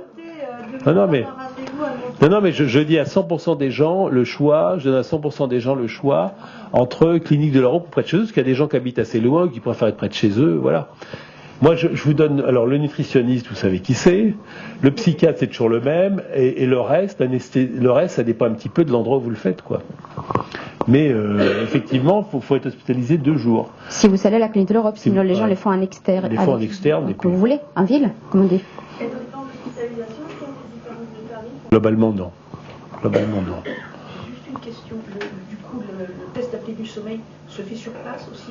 Alors, oui, s'il y a besoin de le faire. Moi, j'ai prévu que j'en fasse ça. J'en ai fait un, mais je l'ai loupé, ça s'est débranché. Faut le... Donc, ça veut dire que je n'en prévois pas de deuxième, parce que si je fais le bilan... Alors, il y a le problème de la clinique de l'Europe, et le problème de la... Alors ça, c'est aussi parce que tout n'est pas rose d'un côté et noir de l'autre, parce que pour faire la polysomno, là, la truc de nuit, il faut des bécanes qui coûtent cher, etc. Et il y a un délai d'attente. Donc en ce moment, à l'Europe, ils sont quasiment bloqués pour 2 mois. Je demande Madame donc, elle peut le faire en externe et te le montrer. Voilà, tout à fait. Là, c'est. Vous faites ce que vous avez prévu de le faire. L'idéal, c'est de le faire, parce que sinon, il y a un technicien qui vient chez vous, qui vous met la bécane pour la nuit, il faut la retirer le matin. Le technicien n'a plus le droit de le mettre. Oh. Si. Ah oui, c'est que les pneumologues qui peut poser. Bah oui. Ah ouais. Qui c'est votre pneumologue? Il s'appelle le docteur Lafay, il exerce à Saint-Joseph. D'accord. Mais bref, l'apnée du sommeil, ça pose un problème. Chez les jeunes, c'est pas obligé, mais souvent à l'Europe, il n'y a pas assez de bécanes. Enfin, il y a 2 mois de délai. C'est pas si simple. Mais voilà. Donc tout le bilan. Alors aussi le problème de l'apnée du sommeil. Bon, globalement, l'homme qui pèse 150 kilos et qui vient me voir, il a l'apnée du sommeil. Disons 9 fois sur 10, et puis pas toujours, mais enfin disons 9 fois sur 10, et puis moi j'aime bien avant, et l'anesthésiste aussi, les gens qui ont une apnée du sommeil, qui ont les appareils, on donne un appareil pour la nuit, pour qu'ils dorment mieux, pour réguler le sommeil, et je crois que c'est important de faire 1 ou 2 mois d'appareil avant de se faire opérer, parce que sinon il faut des pauses en salle de réveil, enfin c'est compliqué quoi. Donc voilà, donc l'apnée du sommeil c'est important, c'est important pour la préparation d'avoir 1 ou 2 mois d'appareil sur le nez avant l'opération, et dans tous les cas suivi post-opératoire. Alors les complications, alors il y a des complications, c'est de la chirurgie. Hein. Alors les complications de l'anesthésie effectivement sont assez rares, les complications de la chirurgie sont un peu plus fréquentes. Il y a deux types de complications, donc il y a des complications chirurgicales. Alors c'est de la chirurgie, on coupe des organes, on ligature des vaisseaux, on retire des organes et tout, donc il y a risque d'hémorragie et de fistule. Alors les hémorragies, bon, il y en a, c'est surtout les sleeves. Surtout les sleeves, j'en ai une ou 2 par an. Disons que tous les ans, il y a un patient qui est transfusé parce qu'il y a des petites hémorragies post-opératoires. Pour l'instant, j'ai jamais repéré quelqu'un pour ça, mais ça peut arriver. Donc il y a un risque de transfusion qui est, on va dire, inférieur à 1%. Inférieur à 1%, mais parce que après les gens, les petits vaisseaux qui saignent en post-opératoire, c'est rare, mais ça peut arriver. Chirurgie viscérale. Comme toute chirurgie viscérale. Les fistules, là, c'est vraiment la grosse galère. Alors, je touche du bois, on en a pas eu depuis 2011, mais enfin, ça va nous arriver encore. Hein. Les fistules, c'est une espèce de fuite au niveau de l'anastomose qui peut faire un abcès, voire une péritonite. C'est une complication grave de la chirurgie. Bon, nous, on en a très peu parce qu'on en fait beaucoup, mais ça peut arriver. Il y a quand même 2 personnes opérées sur 1000 qui meurent. Donc il faut le savoir, le risque vital n'est pas nul, hein, il y a toujours un risque. Vous limitez le risque avec une bonne préparation, en prenant votre temps et en choisissant une équipe qui en fait beaucoup. Hein. Une équipe, c'est tout le monde, ça va de l'anesthésiste au chirurgien en passant par le brancardier. Donc il y a des complications possibles. Fistule, ça peut être grave. Ça peut être grave. On n'en a pas pour l'instant, je touche du bois, j'espère qu'on continuera à pas en avoir. Alors c'est pareil, toutes ces complications, c'est aussi dépendant du matériel. Alors nous on se bat, moi je passe mon temps à aller gueuler à la direction par du matériel. Donc plus le matériel est bon, moins on a de risque quand même. Donc là les cliniques où on vous opère, matériel mieux ça n'existe pas. Donc on essaie de limiter au maximum la casse, mais il y a des risques. Il y a des risques. Pas de questions sur les complications chirurgicales, ouais. Alors les hémorragies, on fait de toute façon une prise de sang le lendemain. Et quand l'hémoglobine était à 12-13 avant et qu'elle descend à 8-9, on se méfie. On se méfie, on garde les gens 1 ou 2 jours de plus, on refait des numérations. Fistule, ça fait mal. C'est très rare de toute façon, mais si vous savez les complications, vous vous rendrez compte tout de suite. Hein. Déjà, vous restez un peu hospitalisé la période critique des risques, et vous vous rendrez compte, on n'a pas une fistule et on part en vacances tranquille faire du footing sous la plage. Donc de toute façon, s'il y a de la fièvre, s'il y a des douleurs, s'il y a quelque chose, vous reviendrez vers nous pour qu'on voie s'il y a une complication post-opératoire. Alors, il y en a qui font des radios systématiquement après l'intervention, des radios de l'estomac et tout. Je considère que ça ne sert strictement à rien. Donc, sauf cas exceptionnel où vraiment l'intervention est un peu sportive pour le chirurgien, un peu compliqué. Là, je dis, on lui fait une radio avant qu'il s'alimente, mais ça arrive 1 fois par an. Sinon, on ne fait pas de radio systématique. On considère sincèrement que ça ne sert à rien. Oui, globalement, alors, non. Alors, les fistules, directement, il y a des fistules à J10, mais moi, j'ai jamais vu, quoi. Et à 10 ans après, 3 mois après, non. Voilà. C'est vraiment je dirais la semaine, les 10 jours, c'est un peu critique. Après, une fois que vous n'avez pas fait, vous n'avez pas fait. Au bout de 3 jours, il ne se passe plus rien. Vous rentrez chez vous au bout de 3 jours. S'il peut y avoir un petit abcès de paroi, ça, c'est un peu galère parce qu'il faut le mécher et tout, mais c'est pas la mort, quoi. Vous voyez, il peut y avoir des complications, mais pas mortelles. Voilà. Mais les fistules, au bout de 3-4 jours, quand vous sortez, globalement, il n'y aura plus de fistules. Théoriquement, il y en a, mais ça arrive 1 fois par an. Et puis, s'il y a une fistule, il ne faut pas non plus paniquer. Hein. On reste hospitalisé plus longtemps, oui, c'est dommage. Hein, mais bon, ça arrive. Par contre, les complications médicales, on en a, des phlébites, on en a. Donc, c'est important de prendre ces médicaments. C'est les piqûres de Lovenox dans les cuisses ou dans le ventre pendant 10-12 jours, plus les pas de contention. Ça, c'est hyper important. La phlébite, c'est le caillot dans la veine. Hein. Donc ça peut monter au poumon, c'est pour ça. Et la piqûre, elle est juste, a priori, c'est l'infirmière qui le fait, mais il y a beaucoup de gens qui le font soi-même, parce que c'est juste, ça fait pas mal. Les phlébites avec Jomet, on en a. Alors, donc, faut vraiment se faire, et les gens qui ont des risques, c'est pour ça qu'on fait une écho-doppler avant l'intervention. Et si les gens ont déjà fait des phlébites, là, on va faire plutôt 3 semaines, 1 mois de traitement coagulant après. C'est-à-dire le traitement, c'est continuer les anticoagulants à dose un peu plus forte. Même passer au Syntron, Oui. Pourquoi des pas de contention, excusez-moi? Justement, parce que les vas des contentions, il faudra. Il faudra. Parce que les vas des contentions, ça comprime le muscle dans les mollets, ce qui facilite la montée, le flux sanguin. Mais c'est pas ton l'air. C'est à vous de voir, mais vous allez avoir la prescription des bas de contention. Non, les bas de contention, ça comprime en fait les vaisseaux superficiels, donc ça permet d'augmenter le débit dans les vaisseaux profonds et limiter le risque de phlébite. Oui, tu proposes et Dieu dispose. Voilà, tu proposes et dispose. Il y a des chaussettes de contention aussi. Il faut que ça monte au moins jusqu'au-dessus des genoux. Et pour les mecs, c'est très sexy. Alors, le problème, c'est qu'il n'y a pas... Alors, en France, ils importent très peu de bas comme ça pour obèses. Alors, à un moment, j'avais importé des États-Unis, il faudrait que je refasse, mais bon, c'est un peu galère. Et on le vend à prix coûtant, mais c'est un peu galère à faire. Mais dans le sur mesure aussi. Oui, je sais. Ouais. J'ai déjà essayé des sur mesure. Dans ces cas-là, vous mettez des bandes. Vous mettez des bandes Velcro. Ah, mais là... si vous faites la phlébite. Donc vous ne faites pas une phlébite, voilà, c'est tout. Alors s'il y a des machines, il vous faut incliner matin, midi et soir pour vous masser. Et puis il y a des outils, il y a des trucs qu'on met qui compriment de manière intermittente pendant l'intervention. Mais c'est dur à installer, ça vaut une fortune, quoi. Donc ça rentre pas dans la vie de tous les jours, quoi. Alors par contre, nous ce qu'on dit, les vraies complications, c'est l'échec de la méthode, 2 la récidive de l'obésité. Là, pour nous, c'est vraiment la complication de la chirurgie de l'obésité, Susanna. Oui, parce que tu vas expliquer après. C'est vrai que vous avez des estomacs un peu grande taille, et vous demandez tous à Monsieur Costil, enlevez-moi beaucoup, hein, le maximum possible d'estomac. Et il va vous expliquer, mais ça c'est calibré. Tout le monde sort du bloc avec la même taille d'estomac. Donc tout le monde sortait avec la même. Donc ce n'est pas le problème. Le problème, c'est que, ou bien vous utilisez vraiment cet énorme coup de pouce pour changer des habitudes définitivement, sinon vous pouvez régrossir. Alors il y a des gens qui avaient un anneau, une sleeve, qui demandent après faire un bypass et qui finalement ils disent maintenant je fais quoi? Je dis on va pas couper la jambe. Donc de toute façon, à un moment donné, il faut que vous soyez prêt, que ça soit la première et la dernière intervention chirurgicale. Pas de dire je vais faire un anneau, après une sleeve, après un bypass, après non. Donc il faut que vous profitez cette fois-ci pour changer d'habitude alimentaire parce que toutes les techniques aident, mais il n'y en a pas des baguettes magiques. Excuse-moi, l'échec de la méthode, c'est juste si on ne suit pas les... Enfin, C'est-à-dire le chirurgien est le même, la taille d'estomac est le même. c'est ça, non, si on ne suit pas vos directives alimentaires, Voilà, les c'est miennes ça. ou peu importe quoi, changer des vies. si on est opéré et si on... Si vous faites suivre correctement, ça marche. Il y a une chose qui est vraie, pour les gens que je ne vois plus jamais, je ne sais pas comment ça se passe.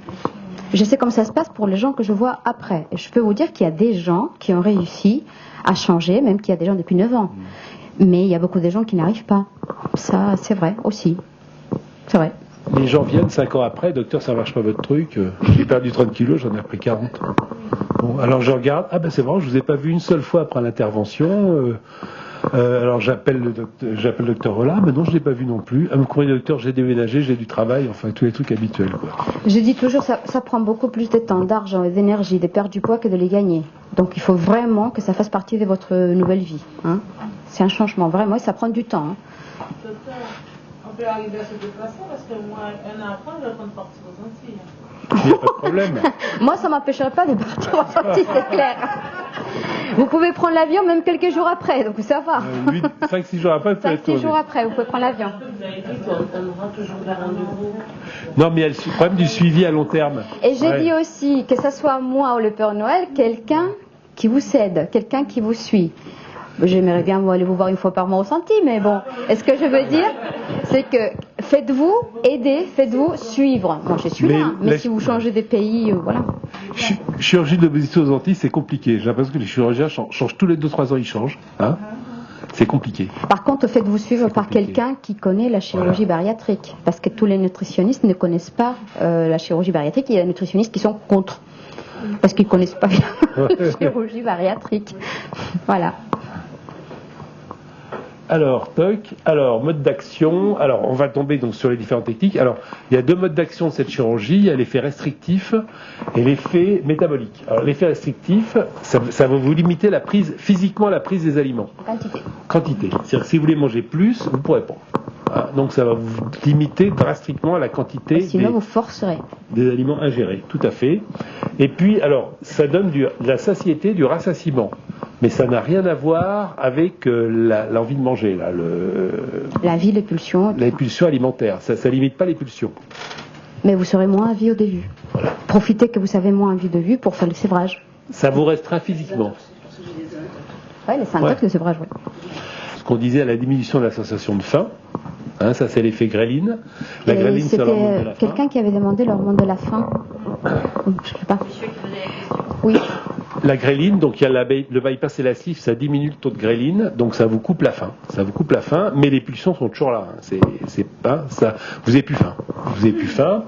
Et puis, alors ça c'est le seul effet magique de cette chirurgie, c'est tout ce que vous mangez n'est pas digéré, quoi. Un peu le tout à l'égout, quoi.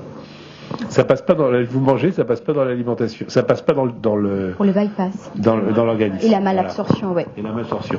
Ça c'est le seul effet magique de cette chirurgie. Mais Qui bon, ne dure pas éternellement qui non dure plus. pas hein. éternellement. Parce que tu expliques bien que le corps se défend même contre ça.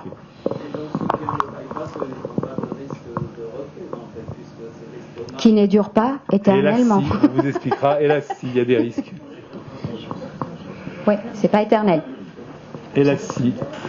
Donc ça, c'est les 2 effets restrictifs et métaboliques. Résultats, alors les résultats, alors évidemment sur la mortalité, c'est-à-dire que bon, globalement, vous avez 10 ou 15 ans de vie en plus théorique. Hein. Et dans meilleures conditions. Vous pouvez demander aux gens opérés, ça va un peu mieux quand même. Ça va mieux au point de vue conditions. Bah, on fait une pêche incroyable, quoi. Moi, j'abattrais les montagnes. Hein. Les opérés. Est-ce que les conditions de vie sont meilleures? Bien sûr. Est-ce que la chaise est arrivée à pouvoir, que l'information que j'arrive à ressentir? Est-ce que dans les ports, est-ce que dans les ports, je prends pas que de place de l'une? La sécher chaussures, monter un escalier sans réfléchir. Monter les escalators côté droit ou côté gauche, ça c'est une patiente qui me l'a raconté il y a 2-3 jours. Maintenant, je fais partie des gens qui montent l'escalator côté gauche. Voilà, tout ça, ce genre de choses. Je prends plus les escalators, je prends que les escaliers. C'est encore mieux. C'est encore mieux. Mais avant, je pouvais pas le faire. Hein. J'arrivais, j'étais complètement. Ouais, ça c'est bien. Voilà. Mais puis en plus, les gens deviennent plus intelligents. Comment? On vous vire plus, vous êtes plus dans les charrettes quand il y a des trucs. Au travail, ouais. On se rappelle de votre prénom. C'est ce que vous dites, madame, le regard des autres. Viens vous voir, mais qu'est-ce que vous avez fait? Qu'est-ce que tu as fait? Mais tu as changé, mais voilà, c'est vrai qu'on attire plus. Sur la qualité de vie est nettement meilleure. Sur la perte de poids, bon, ça marche quand même beaucoup mieux que les régimes, hein, parce que les régimes, 95% des fois, c'était des échecs. Alors, sur ce qu'on appelle la qualité de vie, la mortalité, en fait, c'est morbidité associée. C'est-à-dire que, bon, globalement, l'apnée du sommeil, ça la guérit. C'est-à-dire que vous perdez 30 kilos, vous n'avez plus besoin de la machine. Le diabète, ça l'améliore très nettement, voire ça le guérit. Hypertension, ça diminue l'hypertension, mais l'hypertension peut revenir 2-3 ans après. Donc il faut quand même un suivi. Les douleurs articulaires, s'ils ne sont pas déjà trop abîmés, évidemment, si c'est déjà trop usé, mais je veux dire, en tout cas, ça fait moins mal et on abîme moins les articulations. Tout à fait. Et sur le diabète, à tel point que si vous prenez des médicaments antidiabétiques, il faudra les diminuer en post-opératoire, sinon vous pouvez faire des hypoglycémies. Hein. Parfois, ça va très vite même. Parfois, ça va très très vite. Toc, voilà. Alors, maintenant, les différentes interventions. La gastroplastie. Attends, je vais passer de l'autre côté parce que madame ne voit pas. Alors, attends, mets-toi... Je me mets ici, mais je ne verrai voilà. pas de l'autre côté. Oui, de l'autre côté, parce que comme il y a le... Donc, la gastroplastie. Alors, c'est le fameux anneau gastrique. Alors ça, c'est bien la gastroplastie, parce que c'était vraiment le début de la chirurgie. Avant, on faisait que des bypass, je vous expliquerai. C'était vraiment le début de la chirurgie à haut débit, quoi. Alors, c'est un truc simple, c'est Belachev, c'est un Belge qui a trouvé ça, là. C'est réalisé depuis 96. Moi, j'ai commencé la chirurgie de 1999. Et puis, c'était le seul moyen à l'époque. C'était très simple. Alors, l'idée, donc, c'est un petit tuyau en silicone, un espèce de petit anneau en silicone. Alors, pareil, on fait une célio, hein. On fait une célioscopie. On le met autour de l'estomac, là-haut. On fait une petite poche là-haut. Et il est relié par un tuyau à un boîtier qui est sous la peau. Ok. Alors c'est une chirurgie qui est pas bien compliquée là. Pour avoir une hémorragie ou des fistules, faut vraiment pas en faire beaucoup, quoi. Enfin, c'est un truc, c'est comme pas très compliqué à faire. Bon, c'est une chirurgie relativement simple qu'on peut faire en hôpital de jour sans problème.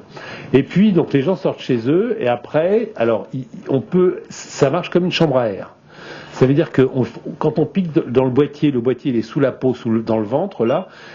Alors après, c'est plus une opération. On prend une aiguille, on repère en radio et on met l'aiguille dans le boîtier et hop, on met du produit et ça gonfle.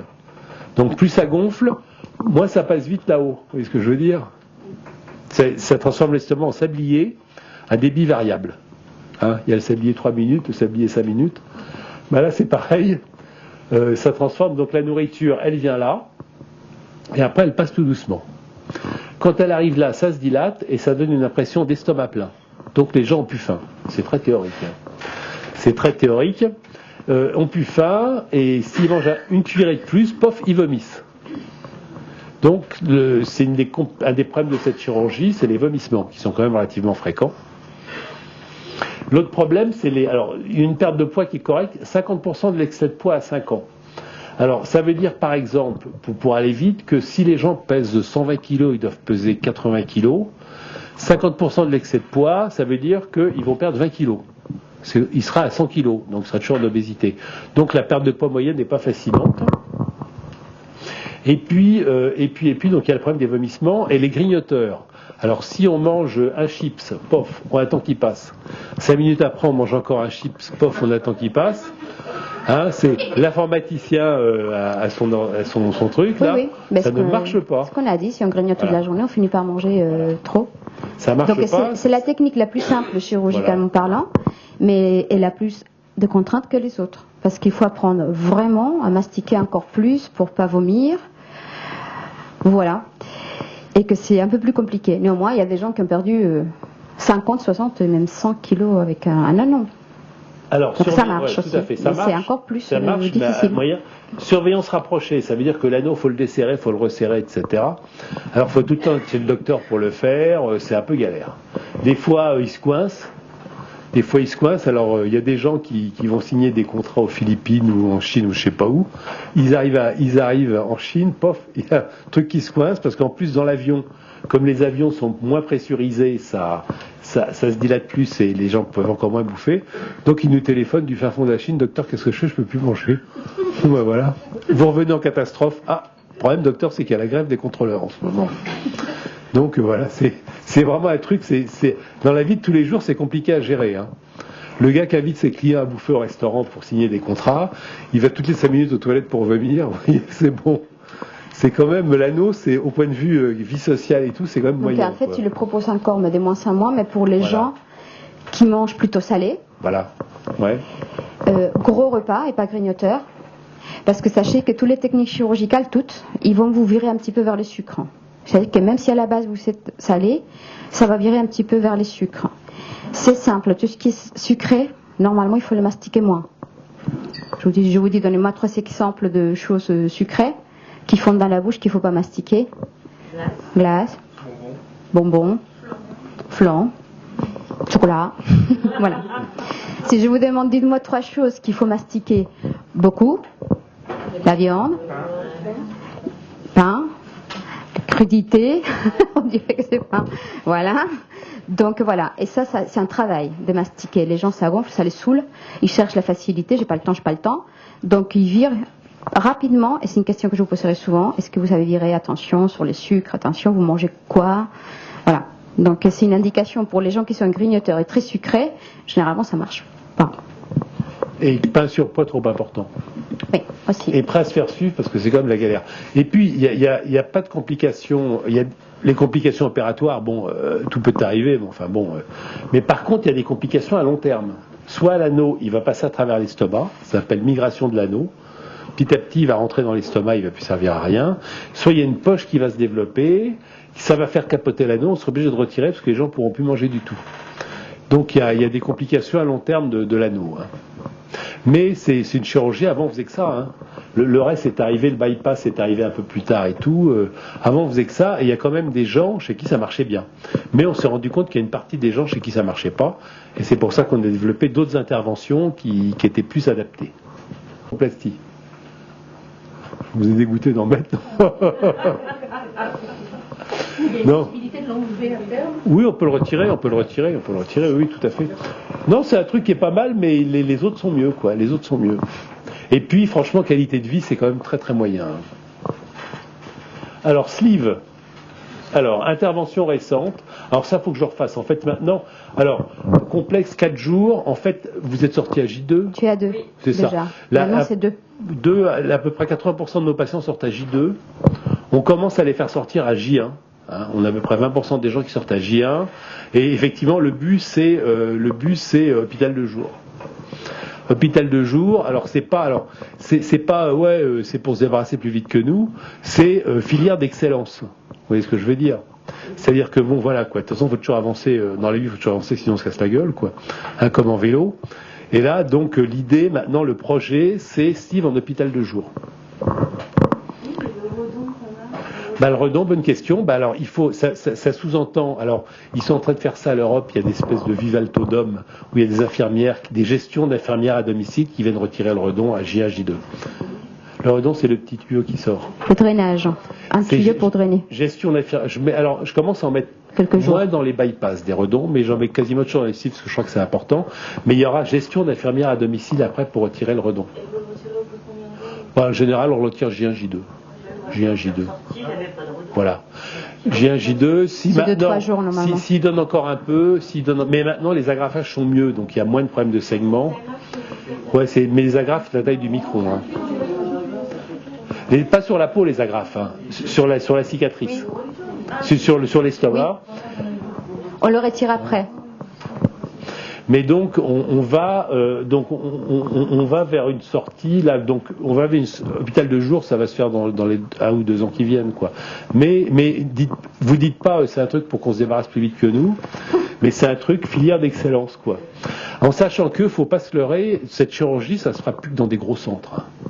Bon, moi j'ai la chance, l'Europe c'est un énorme centre, hein.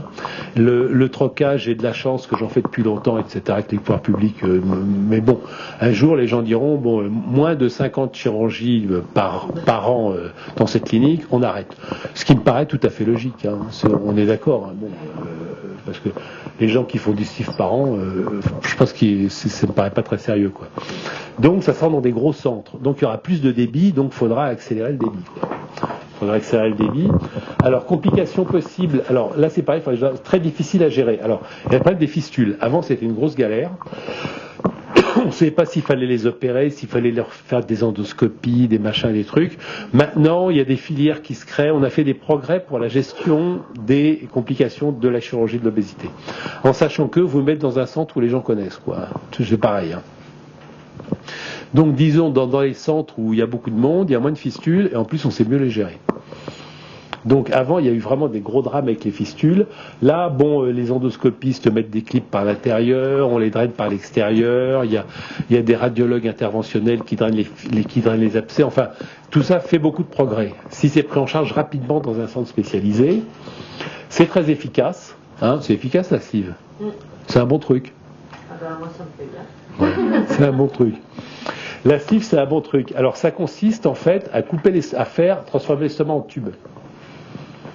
Hein ? Alors, l'anesthésiste descend par la bouche un tube, que nous, on vient coincer là, qui fait 36 French, 12,7 mm. C'est pas beaucoup, hein. Et après, on va couper le long du tube, on va retirer les petits vaisseaux, là, et on va retirer cette partie de l'estomac. Alors c'est ça les gens qui nous disent docteur retirez-moi le plus possible.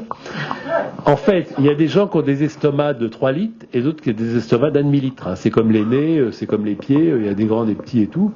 Et nous, ce que je peux vous dire c'est que tous les gens qui sortent de chez moi ont le même estomac. Donc c'est déjà pas mal. Donc si l'estomac est gros, j'en retire beaucoup. Si l'estomac est petit, j'en retire moins. Mais enfin, ils ont le même estomac, en sachant que c'est pas la taille de l'estomac qui fait l'obésité. Hein. C'est pas la taille de l'estomac qui fait l'obésité. Donc efficace, hein, efficace. Je trouve c'est facile à supporter. Il y a pas de vitamines. On donne des vitamines au début. Après, il y a plus de vitamines à prendre. Hein, on est d'accord. C'est, je sais pas les Steve. Hein, c'est à gérer dans la vie de tous les jours. C'est-à-dire qu'on contrôle quand même, durant la première année, s'il y a de manque ou pas. Mais généralement, voilà.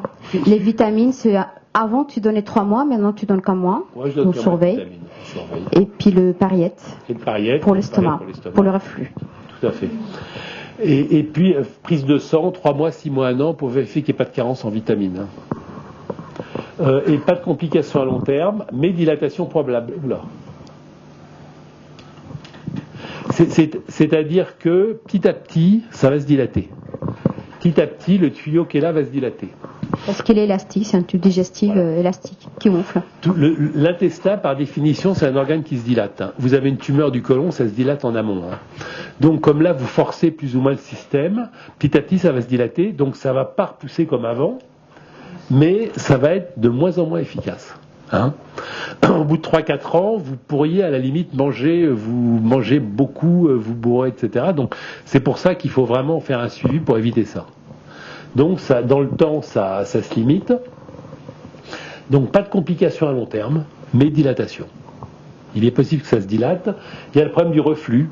Alors moi c'est pour ça que j'aime bien les bypass, que les gens qui ont une hernie hiatale, je sais pas ce que c'est la notion de hernie hiatale là, c'est le reflux, quoi, les reflux nocturnes et compagnie. Les gens qui ont des reflux avant l'intervention,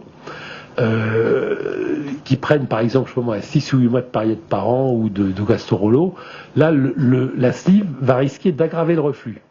Alors que le bypass va guérir le reflux, on verra pourquoi. C'est pour ça que madame qui disait non, on a dit sleeve. Au début, vous fixez avec le chirurgien une technique. Après, ça dépend de votre protocole, si vous avez une hernie hiatale ou pas, si vous avez trop de reflux ou pas, si vous avez une tendance très importante sucrée, si vous avez du diabète type 2, enfin, après le protocole, vous réévaluez la technique la plus indiquée. Et pour la technique protocole, et plus le poids sera important, plus on se dirigera vers le bypass, par exemple. Parce que le bypass, avec la longueur des anses, on peut un peu réguler. Alors que la sleeve, on fait la même chose pour tout le monde. Donc, vous avez des questions sur la sleeve ou... Combien de temps pour l'intervention? 1 heure, autour d'1 heure. Mais on sait, vous voyez ce que je veux dire, on trace. Non, on a les mêmes anesthésistes, les mêmes aides opératoires, vous voyez quoi. Hein, à 1 heure, ça sonne, et puis si vous n'êtes pas fermé, c'est pas grave. On se parle plus parce qu'on se connaît tellement, vous voyez ce que je veux dire. On est vraiment dans une filière. Moi, j'ai 2 aides opératoires, j'ai 3 anesthésistes différents, donc ça roule, quoi. Quand vous dites dilatation probable, ça peut vraiment arriver. Ah oui, je vois bien. Non, et même, de toute L'effet façon, restrictif. c'est pas la veille, hein, c'est pas le lendemain, mais petit à petit, 3 mois après, je vous dirais, vous mangez un petit peu plus, 9 mois après un peu plus, 1 an après un peu plus. Il faut qu'on s'arrête, peu importe combien de temps ça fait que vous êtes opéré, à pas plus d'un tiers de ce que vous mangez avant l'opération. Peu importe. Donc au début, les gens ils vont vous dire que vous mangez très très très peu, après ils mangent un peu plus, après un peu plus. Mais il ne faut pas que vous mangez plus d'un tiers de ce que vous mangez avant l'opération. Ça arrive parfois 1 an après, ça arrive parfois 2 ans après, ça dépend. Si on n'a pas de reflux au départ, ça génère du reflux? Non, ça Forcément. peut éventuellement. Vous avez le problème du reflux, c'est qu'il y a des gens qui ont du reflux et personne ne le sait parce qu'il n'y a pas de symptômes, quoi. Ça peut entraîner un reflux, ça peut. En tout cas, la sleeve, ça favorise le reflux. Ça favorise. Le contenu de l'estomac acide qui monte dans l'esophage. C'est-à-dire que la nourriture, elle remonte dans l'œsophage, elle stagne dans l'œsophage, et comme l'œsophage c'est pas fait pour ça, ça fait des inflammations de Des l'œsophage. aigreurs, des brûlures, des douleurs, voilà. Les reflux gastriques, donc. C'est le vrai problème de la sleeve. Moi, je vais dans les congrès là tous les ans. Là, il y avait un congrès récemment à Vienne. Il y a une demi-journée sur reflux et sleeve. Vous voyez, donc c'est vraiment le problème de cette chirurgie. Problème d'arthrite chronique, donc la sleeve est déconseillée. Si, non, vaut mieux la sleeve que le mini bypass. Moi, pour les anti-inflammatoires, sleeve bypass c'est bon. Mais ça n'entraîne pas de reflux, mais il faudra prendre du Pariette.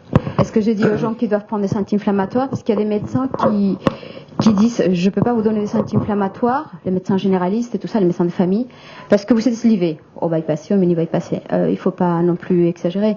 Si vous en avez vraiment besoin d'anti-inflammatoires, il faudrait que vous preniez des anti-inflammatoires. Mais je vous dirais peut-être prenez matin et soir, pendant la période anti-inflammatoire.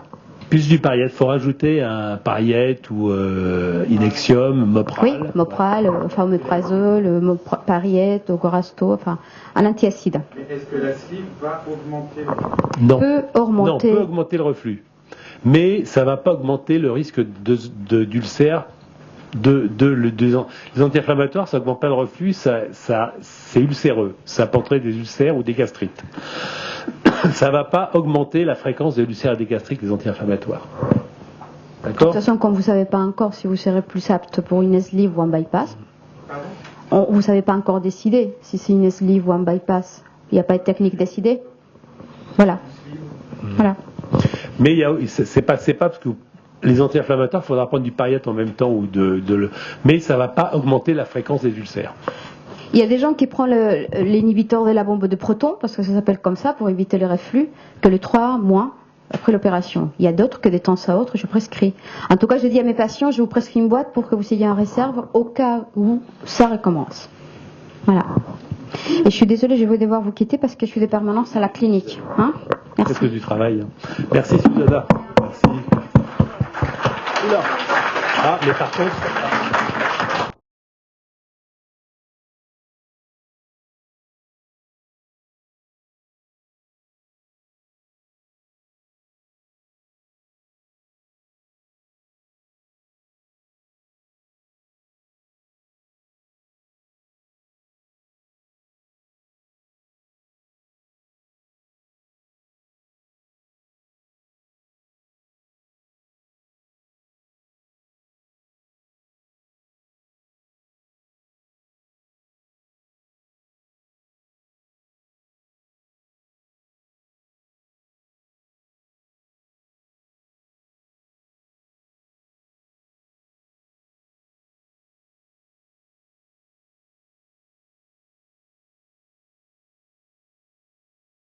y a des grandes spécificités en chirurgie de l'obésité chez l'homme et chez la femme. Là, il y a quand même pas mal d'hommes, mais globalement, il y a... Moi, je ne sais pas pourquoi je perds plus, disons, à peu près 30% d'hommes, alors que de les séries, c'est plutôt 80-90% de femmes.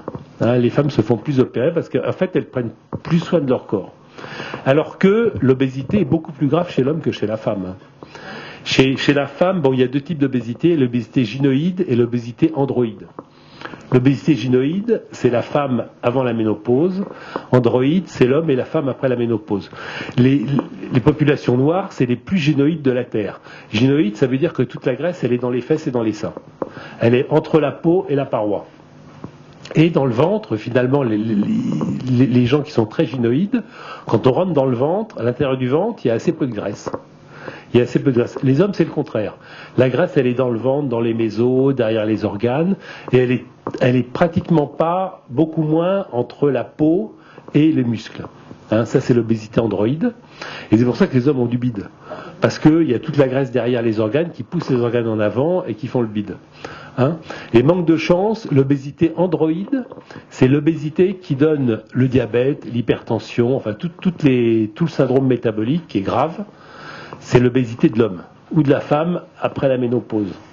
Donc l'obésité de l'homme est plus grave que celle de la femme. L'obésité de la femme, bon, c'est pas bon pour les articulations parce que les genoux et puis les hanches, c'est pas fait pour porter 150 kilos. Mais finalement, les gens sont en parfaite santé par ailleurs. Hein. Il n'y a pas de problème de diabète, d'hypertension, alors que chez l'homme, l'obésité est plus grave. Et puis par contre, les hommes se font moins opérer. Donc on va faire un truc sur le site sur hommes-femmes. Ça c'était un petit aparté. Merci. Merci.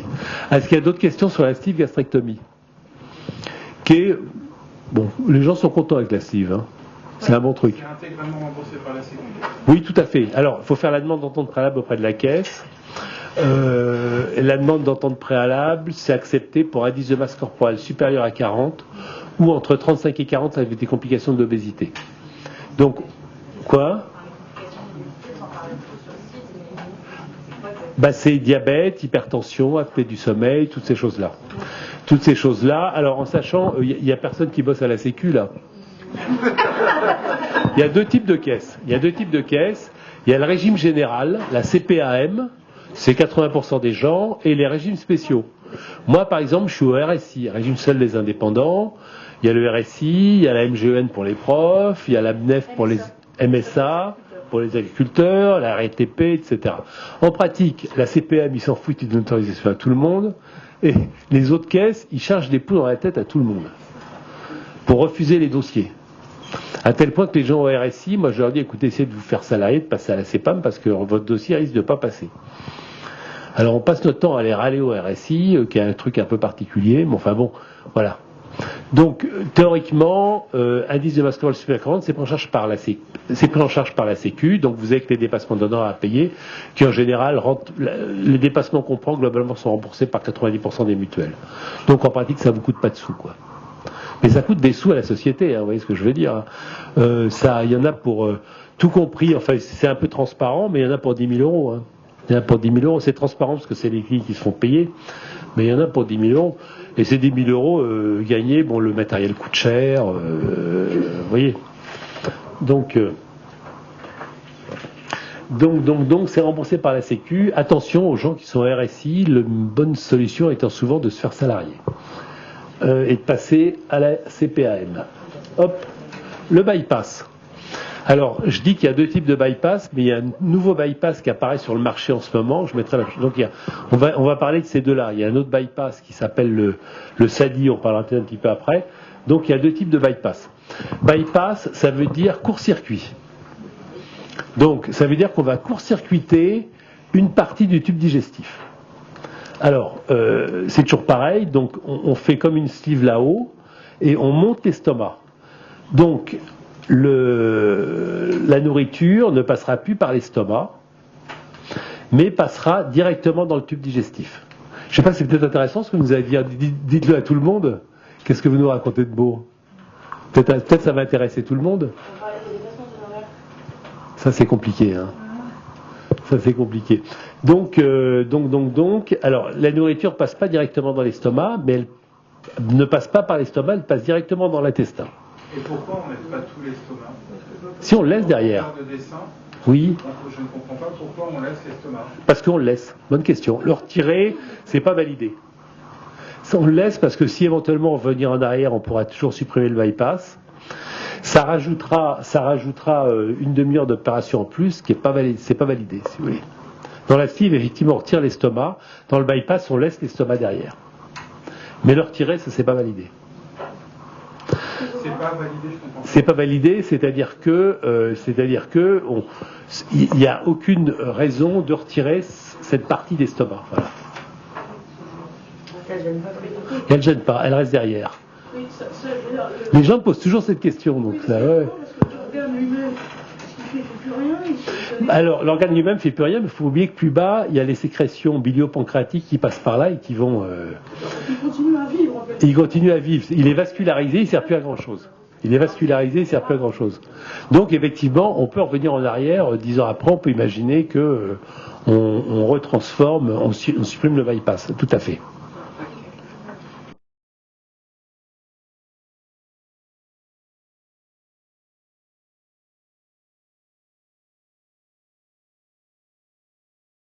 S'il a de l'estomac, bon, c'est pas vraiment compliqué, quoi.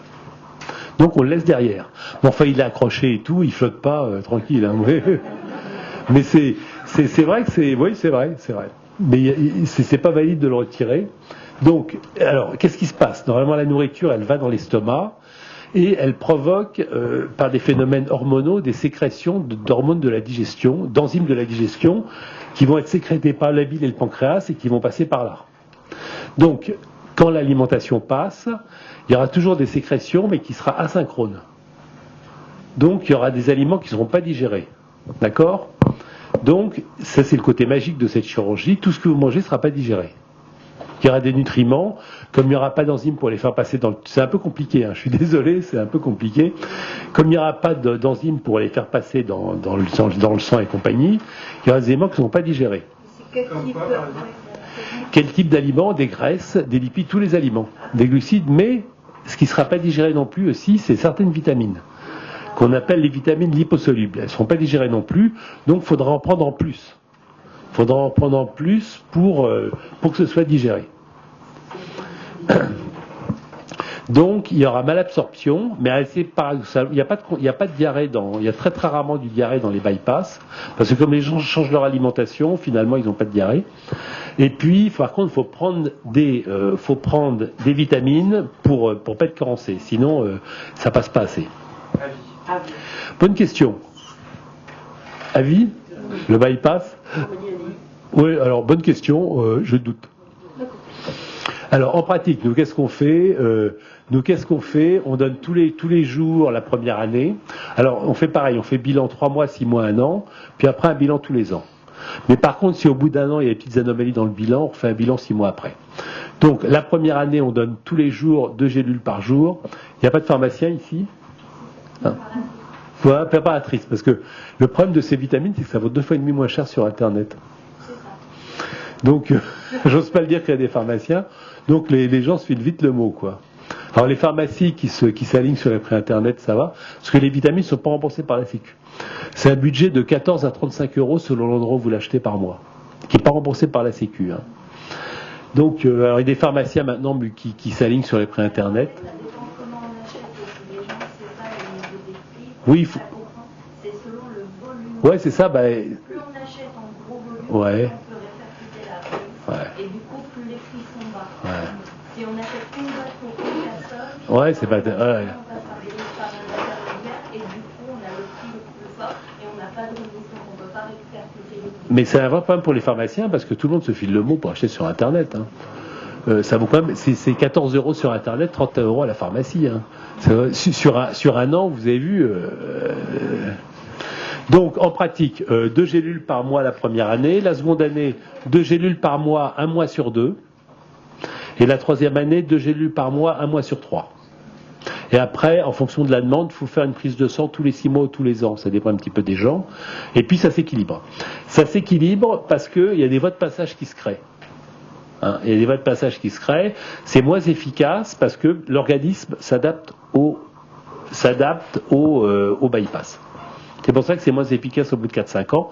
Donc, à vie, je discute. Je discute sincèrement. Les gens qui connaissent bien disent non. Non, disons 3-4 ans, il faut faire attention. Et après, il y a très très peu de carences.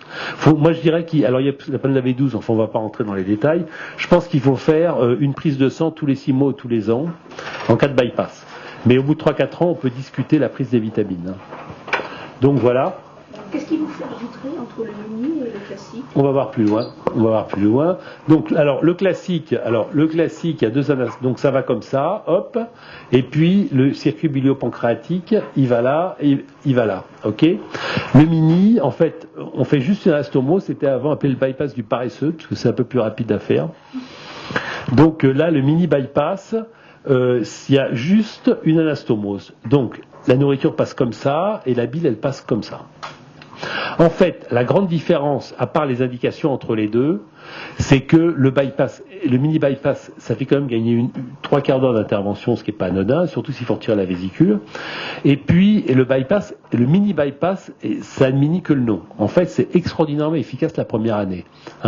Les gens fondent littéralement la première année.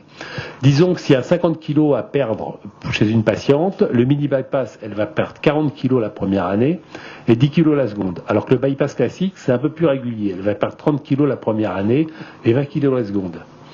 Mais le mini bypass est vraiment, on peut vraiment booster l'amaigrissement. En plus, l'anse qui est là, pour les gens qui pèsent 200 kilos, on peut la rallonger. Donc on a des effets un petit peu on peut modifier plus ou moins la malabsorption. Vous voyez ce que je veux dire? Donc on peut réguler plus ou moins la perte de poids. Alors donc c'est le bypass. Alors ça faut vous rassurer, c'est une intervention qui est très ancienne. En fait, nos ancêtres, moi avant que je commence la chirurgie, ils gagnaient leur vie, les chirurgiens digestifs, en faisant de la chirurgie des ulcères. C'est-à-dire qu'il y avait des gros ulcères à l'estomac. Et pour traiter l'ulcère, il fallait couper l'estomac et faire un bypass, c'est-à-dire monter une anse là-haut parce qu'on pouvait plus rabouter. Donc cette chirurgie, ça s'est développé aux États-Unis dans l'entre-deux-guerres, entre les guerres 14-18 et 39-45. Donc il y a des gens qui ont eu des bypass qui sont morts de vieillesse à 100 ans avec des bypass. Donc vous voyez ce que je veux dire, ça n'interfère pas sur la durée de vie, etc. à long terme. C'est une intervention qui est très très vieille. Et on s'est rendu compte aux gens chez qui on faisait des bypass qu'ils perdaient 10 kilos. Forcément, ils perdaient 10 kilos. Donc après, on a théorisé ça, on a modifié un petit peu les anses, les circuits, pour transformer cette chirurgie en chirurgie de l'obésité. En sachant qu'il y a le Tagamet qui est arrivé, puis après il y a eu la ranitidine, puis après il y a eu le Mopral, le Pariet et tout, et que maintenant, l'ulcère de l'estomac est une maladie médicale, pas une maladie chirurgicale. On n'opère plus d'ulcère à l'estomac. Sauf si c'est l'ulcère parfait, des trucs comme ça, mais moi-même, ma génération, on n'opérait quasiment plus d'ulcère à l'estomac. Quand j'étais interne, on opérait un petit peu, et puis après, on n'en opérait plus, quoi. C'était fini. Donc, c'est une chirurgie très ancienne, donc il n'y a pas d'interférence sur le très long terme. On connaît depuis les années 35-40, 1935-1940 aux États-Unis. Hop. Alors, c'est une intervention qui est assez complexe. Alors, pareil, 5 jours. En fait, finalement, les bypass, ils peuvent sortir assez rapidement. Vous êtes sorti à combien, vous? J3. Là, on les fait sortir à J2, voire J1. Parce que finalement, quand on sait faire, il y a peu de risques, etc. Donc, là, il faudrait que je la refasse cette diapo. Je vais toujours la refaire. Donc là, c'est pareil. La durée d'hospitalisation, c'est 1, 2, 3 jours à tout casser. Parce qu'avant on attendait, on n'était pas sûr de nous, qu'il y ait un transit qui reprenne et tout. En fait, maintenant, le mini bypass, c'est à peu près 1h30 de travail, et le bypass classique, c'est 2 heures, 2h30. À la louche. Mais, oui. Vous avez dit qu'il y avait moins de complications avec un bypass qu'avec Ouais, clairement. Clairement, il y a quasiment pas de fistule avec les bypass quand on sait coudre, parce que c'est de la cousette et tout. C'est quand même des interventions un peu compliquées. C'est des interventions un peu compliquées, mais quand on sait... Ouais, c'est toujours pas les trous. Quand on sait coudre, finalement, le problème, c'est les fistules chez les sleeves. Dans les sleeves, comme il n'y a plus de pression en dessous, il y a très peu de fistules dans les bypass. Le seul problème, c'est les occlusions. Alors il peut y avoir au bout de 3 à 6 mois l'intestin qui se mette, qui viennent se plicaturer, etc. Le risque, c'est plutôt les occlusions, disons 3 mois à 3 ans après l'intervention. Là c'est pareil, on a trouvé des astuces pour qu'il y ait beaucoup moins d'occlusions. Mais le post-op du bypass, quand on sait coudre et qu'on sait en faire, il ne va pas se passer grand-chose. Bonne question, oui et non. Oui et non, elle va grossir, mais dans toutes les séries, c'est pas ça qui va modifier l'amaigrissement. Et non, parce que finalement, la nourriture, elle va aller là, et elle va directement passer dans l'intestin. Donc, il ne va pas y avoir de dilatation. Alors, c'est une question très intéressante que vous posez. C'est que moi, j'ai tendance à faire une sleeve en haut du bypass. Parce que c'est peu restrictif, le bypass. Donc, les gens vont tendance à manger beaucoup. Et moi, ce que je fais, c'est que je fais une sleeve en haut, comme ça, il y a un peu de restriction. C'est-à-dire que les gens seront un peu bloqués. Hein, vous êtes un peu bloqués. Alors que les gens qui n'ont pas de sleeve là-haut, il y en a qui n'ont pas de sleeve, ils peuvent manger tout ce qu'ils veulent. Bon, après, ils ont des dumpings, des complications parce qu'ils mangent trop vite. Mais, alors moi, je fais un peu de sleeve là-haut. Donc, je garde un bout d'estomac et je serre comme une sleeve. Donc, ça, c'est un peu restrictif. Et ça, effectivement, ça va se dilater avec le temps.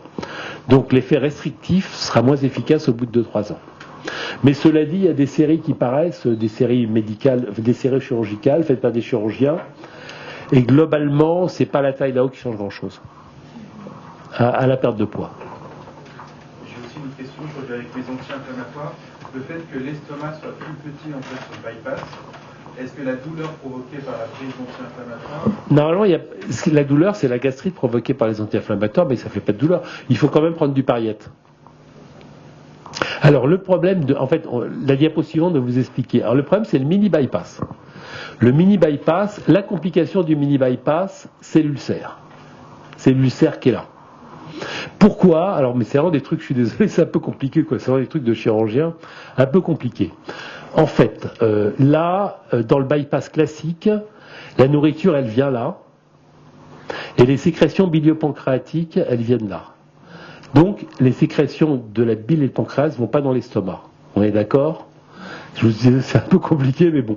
Alors que là, qu'est-ce qui se passe? Les sécrétions biliopancréatiques, elles vont baigner l'anastomose du bas.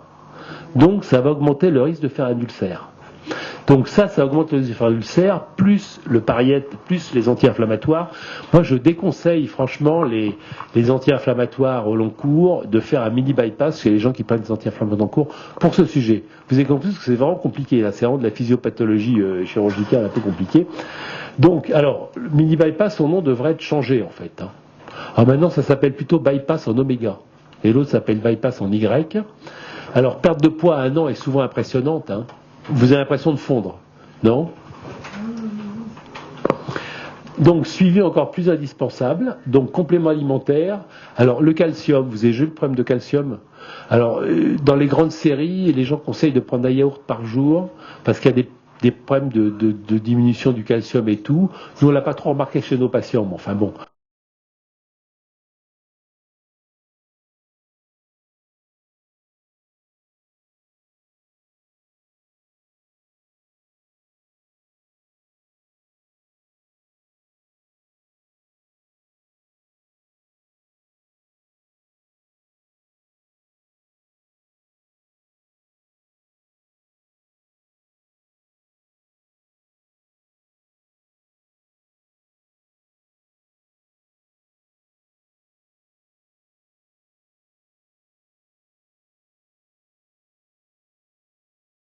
Et puis, un cancer d'estomac, c'était la grosse discussion. En fait, non, ça change rien. Ça change rien. Alors, le cancer d'estomac, c'est aussi en rapport avec le germe Helicobacter, qui est présent chez 20% des gens. Nous, ce qu'on fait, c'est qu'on fait un dosage du germe avant l'opération, et s'il est positif, on l'éradique. Alors, dans le bypass, on le traite avant l'opération. Dans la sleeve, on peut le traiter après, quoi. Mais c'est hyper important d'éliminer le germe Helicobacter. Et si on l'éliminait, le risque de cancer est vraiment exceptionnel. Voilà. Est-ce que vous avez des questions sur le bypass? Tout à l'heure, vous parliez d'éventuellement enlever la vésicule. Bonne question. Alors, parce que le problème, c'est que la vésicule, c'est une poche qui est sous le foie, hein, et il y a des cailloux qui se forment dedans. Alors, les gens qui ont déjà des cailloux, la chirurgie d'obésité, la perte de poids massif, ça va augmenter le risque de formation de cailloux. Alors, c'est vrai dans le bypass, c'est pour ça que dans le bypass, les trois premiers mois, je donne un médicament qui est directement dissous les calculs. C'est moins vrai dans la sleeve, mais c'est quand même vrai, quoi. Disons que sur 100 sleeves qu'on opère, il y a une patiente qui va développer des cailloux. Alors, est-ce que ça vaut le coup de donner des médicaments contre les cailloux à 100 patientes pour en éviter une? Ça se discute. Ça se discute.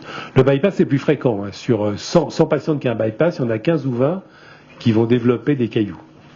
Alors ça, c'est la pathologie. Donc, les gens qui ont déjà des cailloux avant l'intervention, s'ils ont des crises douloureuses, des machins, enfin des coliques hépatiques, je ne sais pas si c'était votre cas, les patients opérés, moi je retire la vésicule dans la foulée. Hein, voilà. S'ils ont des cailloux et puis qu'ils n'ont pas eu de crise douloureuse, c'est un peu discutable de leur tirer la vésicule. Donc, on discute au cas par cas avec les patients. Mais moi, je dis aux patientes, si on vous fait une sleeve, si vous avez mal à l'estomac, c'est peut-être qu'il y a un développement de cailloux. Et dans ce cas-là, il faudra vous opérer pour vous retirer les cailloux. Ça marche? Donc, c'est ça le problème de la vésicule, quoi. Est-ce qu'il y a d'autres questions sur le bypass? Donc, d'une manière générale, est-ce qu'il y a des impacts en fonction des méthodes sur les échanges d'hormones? Je ne suis pas médecin, ouais. Rien du tout ça. Est-ce qu'il y a des hormones qui peuvent faire des machins, qui ont des impacts sur les pulsions, les trucs? Oui, clairement, oui, bah, la gréline, l'effet gréline, oui, complètement. L'effet gréline, oui, tout à fait. Les autres, on ne sait pas. Et donc, parce qu'attendez, vous avez passé plein d'infos. Ouais, bah oui, c'est ça le problème de fait. Oui, non, mais c'est le problème, c'est qu'on vous donne beaucoup d'infos. Oui, non, ouais, mais. C'est très bien. Et donc, pour agir contre les pulsions, la méthode O, ça serait laquelle la meilleure? Ben, sleeve 1, bypass 2. Alors, puis il y a plein de trucs extraordinaires qu'on découvre grâce à cette chirurgie-là. Par exemple, il y a un second cerveau dans l'intestin. Je ne sais pas si vous suivez ça à la télé et tout. Et en fait, qu'est-ce qui se passe? Dans le cadre de la chirurgie de l'obésité, sleeve et bypass, en fait, on a une flore bactérienne le long du tube digestif, dans l'estomac, dans l'œsophage, dans la bouche, dans la gorge et tout. Et la sleeve et le bypass, du fait de manque d'acidité et compagnie, ça va modifier cette flore. Et donc, les aliments n'auront plus le même goût. Et donc, coup exceptionnel, truc, c'est que les meilleurs aliments seront mieux digérés et mieux supportés. Vous voyez ce que je veux dire? C'est-à-dire que les pâtes et les machins pas terribles et les chips, ça sera moins bien finalement. Les gens sont plus attirés vers le poisson, les crudités, les machins comme ça. Et ça, c'est dû à une modification de la flore le long du tube digestif. Il y a plein de trucs comme ça, vous voyez, qui marchent. Hein. Qui marche. Mais attention, il y a des pulsions derrière. Hein. Il y a des pulsions derrière. Hein. Les pulsions de se remplir, ça marche pas. Hein. Mais donc, il y a plein de choses comme ça qui font que les gens sont attirés vers une alimentation vers lesquelles ils n'étaient pas attirés avant. Hein. Voilà. Ouais. C'est incroyable. Ouais. Est-ce qu'il y a une conséquence sur la grossesse? Bonne. Alors, la grossesse. Plus rien sur le bypass, là, donc, a priori, comme question. Bah, déjà, ça fait grossir, donc il faut la réguler. Il faut la réguler en prenant des hormones thyroïdiennes. À partir de là, non. Mais il faut d'abord bien se faire suivre par un endocrino ou son médecin généraliste pour qu'il n'y ait plus d'hypothyroïdie. L'hypothyroïdie, ça se traite par des médicaments, des hormones thyroïdiennes. Donc il faut manger des hormones thyroïdiennes et sinon ça ne change rien. L'absorption des médicaments, globalement, ils passent tous. Hein. Sauf certaines pilules très faiblement dosées dans le bypass. Mais globalement, les médicaments passent tous. Quoi? Alors, la grossesse. Alors, la grossesse, c'est un truc compliqué. Alors, la grossesse, perdre du poids chez la femme, ça augmente la fertilité. Hein? D'accord? C'est-à-dire que vous tomberez plus facilement enceinte. Hein, d'ailleurs, votre gynéco, si vous n'arrivez pas à faire des petits, vous dit perdez du poids, vous tomberez enceinte. Donc voilà. Donc, moi je dis aux patientes, si vous faites un petit, faites-le là. Sinon, faites-vous opérer, attendez 1 ou 2 ans, et puis faites votre enfant, parce que c'est jamais évident de réguler son poids quand on est enceinte. Hein. Alors, je rappelle que le fœtus, il pèse à peu près, 100 grammes, moins de 100 grammes pendant la plupart de la grossesse. Donc, il ne faut pas manger pour 2, ça sert à rien. Hein. Bon, parce que les gens, je nourris le petit, bon, qu'est-ce que je veux dire, quoi. Hein. Le petit, quand il sort, il pèse 2 à 3 kilos, et vous, si vous en pesez 100, Donc mangez 2% en plus. Mais ce que je veux dire, ça suffit largement. Mangez pas le double pour nourrir le petit. Hein. Le petit, c'est la bonne excuse. Donc c'est pas évident de réguler. Donc moi je dis aux gens, voilà, la bonne. Et en plus, sachant que si vous perdez du poids, l'enfant sera moins hypotrophique et tout. Enfin bon, vous avez tout intérêt à tomber enceinte avec quand même 30 ou 40 kilos en moins. Mais ce que je dis, malheureusement, ça ne marche pas. Ça ne marche pas parce que j'ai un nombre impressionnant de patientes qui viennent au bout de 6 mois, docteur, je suis enceinte, qu'est-ce que je fais, quoi. Bon. Donc, moi, je dis, le faites pas, mais ça marche pas. Bon, enfin, je le dis quand même. Alors, le pire, c'est l'anneau. Alors, l'anneau gastrique et grossesse, c'est vraiment le pire, parce que l'anneau, on a dit que ça faisait vomir. Alors souvent en plus la nuit les gens l'anneau il se met un peu de côté, donc souvent les gens ont tendance à vomir un petit peu au petit-déj. Vous voyez ce que je veux dire? Ils prennent la pilule, ils la vomissent sans s'en rendre compte. Ils font ça 2-3 jours de suite et après elles tombent enceintes les patientes. Donc voilà. Donc alors théoriquement il faut donc essayer d'attendre 1 ou 2 ans pour faire le petit après la chirurgie. Après, on fait une prise de sang pour vérifier qu'il n'y a pas de carence. Et puis, à ce moment-là, s'il y a des carences, on donne des vitamines, puis vous tombez enceinte. Voilà. Ça, c'est la théorie, mais en pratique, ça se passe jamais comme ça. Donc, les meilleures volontés du monde, ça se passe jamais comme ça. Ah, docteur, je suis enceinte de 3 mois, je m'en étais pas rendu compte, qu'est-ce que je fais? J'ai un bypass. Bon, il n'y a pas de description de problème de fœtus du fait de carence alimentaire du bypass. Ça existe. Il n'y a pas de truc rapporté dans la presse médicale. J'ai été clair pour la grossesse? Ouais, parce que moi, le médecin traitant m'a dit s'il faut que je puisse faire des enfants, je dois d'abord faire des enfants et puis me faire opérer. Les deux. Non, mais ou alors vous faites opérer, vous attendez 1 ou 2 ans, puis vous faites votre enfant après. En sachant que la grossesse sera beaucoup plus confortable si vous faites 35 kilos de moins. Hein. Et après la grossesse, on devient Ah ben oui, c'est ça. Bah ça dépend de vous. Hein. J'ai encore pris plus de poids parce que j'ai accouché. Ouais. Et si je fais les mini, si j'accouche, j'aurai encore plus de poids. Oui, mais je vous dis, si vous avez une réflexion sur votre alimentation, vous n'êtes pas forcé de prendre du poids pendant la grossesse. Si vous nourrissez pour 2, vous prendrez du poids. Vous voyez. Donc faites-vous suivre. La grossesse est une période difficile dans les premières années. Faites-vous suivre par le médecin nutritionniste. Est-ce que vous avez d'autres questions? Il nous reste 10 minutes là. Parce qu'il ferme là. Oui.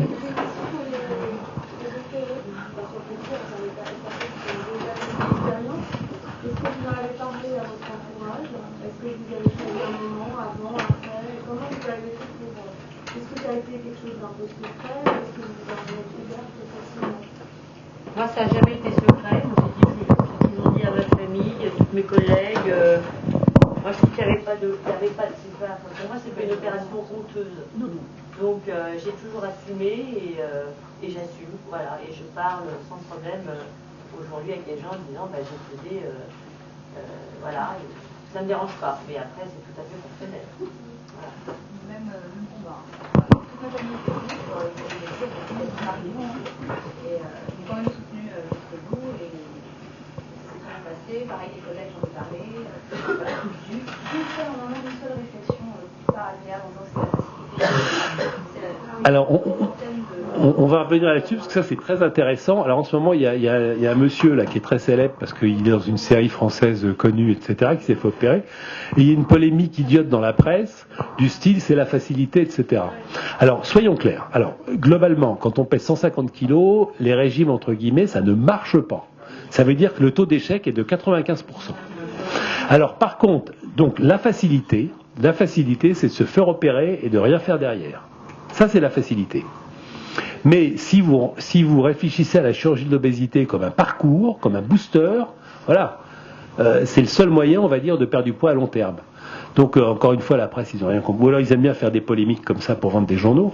Mais voilà, ça les occupe. Mais la facilité, c'est vraiment de se faire opérer, de rentrer chez soi, de puis voir le médecin, de puis se faire suivre. Quoi qu'il arrive, pas facile au quotidien. Non, mais... Et après l'opération, c'est pas facile non plus. Donc...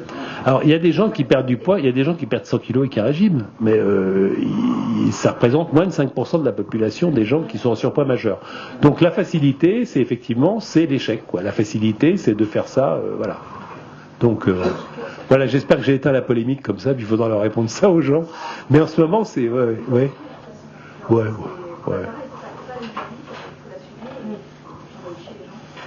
Non, mais c'est bien, ça fait le ménage. Ça fait le ménage, comme ça on garde les gens bienveillants, et puis les malveillants, on les voit plus, et puis c'est bien de faire le ménage de temps en temps. Alors, chirurgie esthétique, bonne question, oui. Alors, ça dépend de facteurs. Alors, disons que si vous faites de la gym, que vous vous tartinez de crème hyper hydratante de pharmacie, il y aura moins de risques. Mais c'est tellement un facteur individuel que ça dépend des gens. Il y a des gens, honnêtement, qui ont perdu 60 kilos, qui ont besoin de se faire opérer. D'autres qui ont perdu 30 kilos, ça flotte de partout, il faut se faire opérer. Donc, c'est tellement un facteur individuel. Et après, c'est vous qui nous accompagnez. Alors, si moi, nous on connaît tous les plasticiens de la Terre, etc. Alors, mais moi j'en fais pas, j'en ai fait un petit peu, c'est pas du tout mon truc, puis j'ai pas le temps. Donc il y a des plasticiens. Alors, pareil, la chirurgie, comme il y a beaucoup de perte de poids massive avec la chute d'obésité, les chirurgiens plasticiens ont aussi fait d'énormes progrès, parce qu'ils en opèrent de plus en plus. Mais ce qu'il faut se dire, c'est s'il y a un gars qui vous saute dessus, il faut pas y aller. Il faut 6 mois de stabilité pondérale.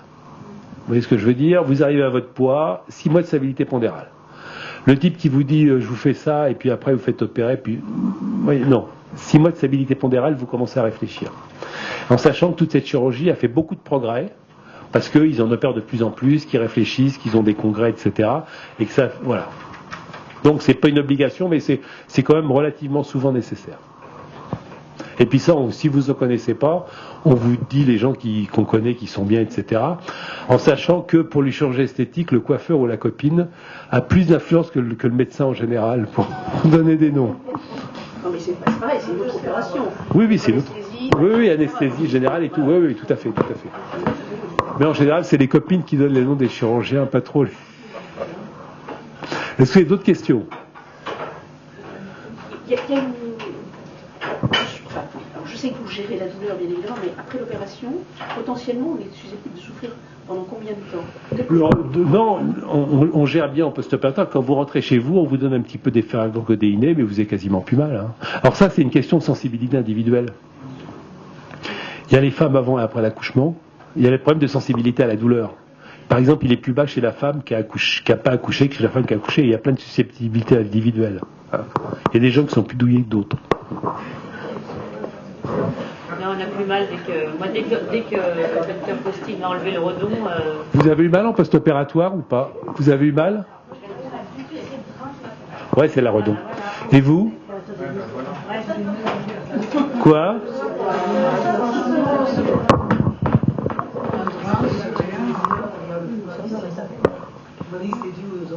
Ouais, ça c'est le mini bypass. Le bypass, c'est les gens qui sont plus sensibles à l'estomac qui gargouille un peu, aux intestins qui gargouillent. Ça fait disons des gargouillements abdominaux, quoi, des troubles du transit, on va dire.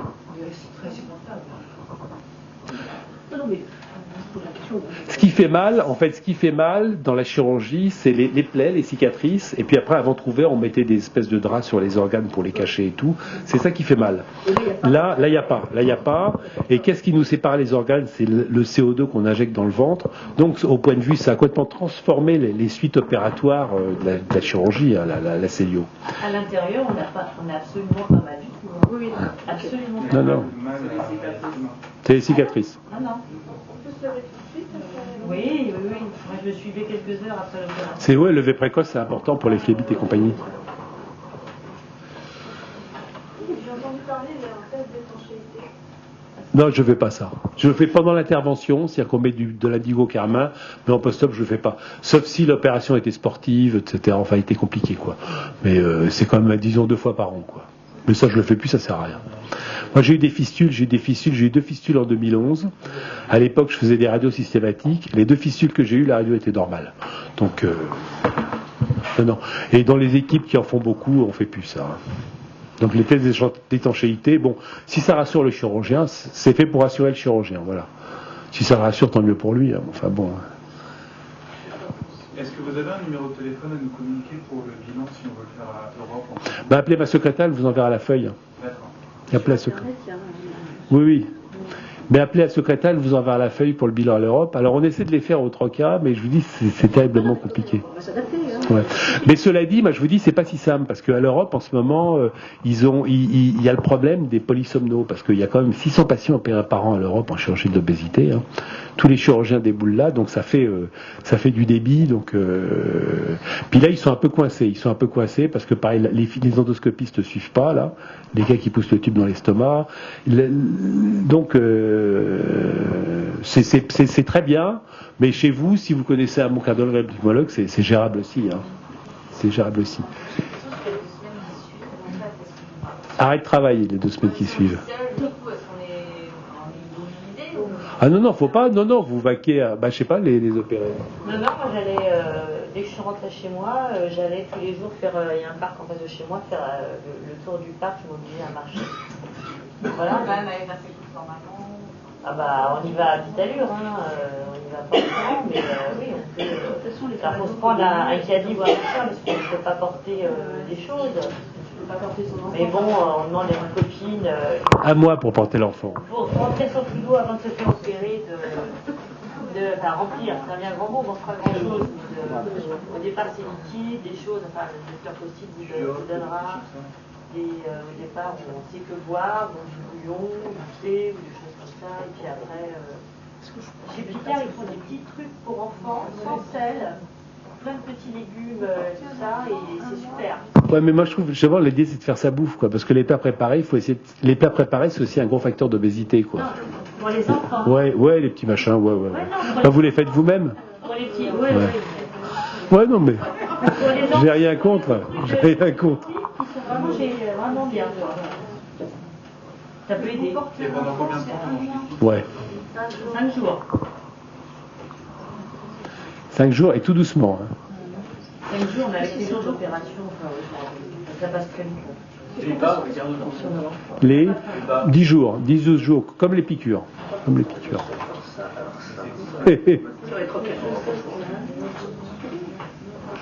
Sinon, bon, ça c'est le nombre de. Hein? Un pack d'eau, par exemple, c'est au bout d'un mois qu'on va attendre. Bon, un pack d'eau, ouais, 6 bouteilles, ouais, oui, un bébé, ouais, c'est un petit mois, quoi. D'accord. Bon, voilà.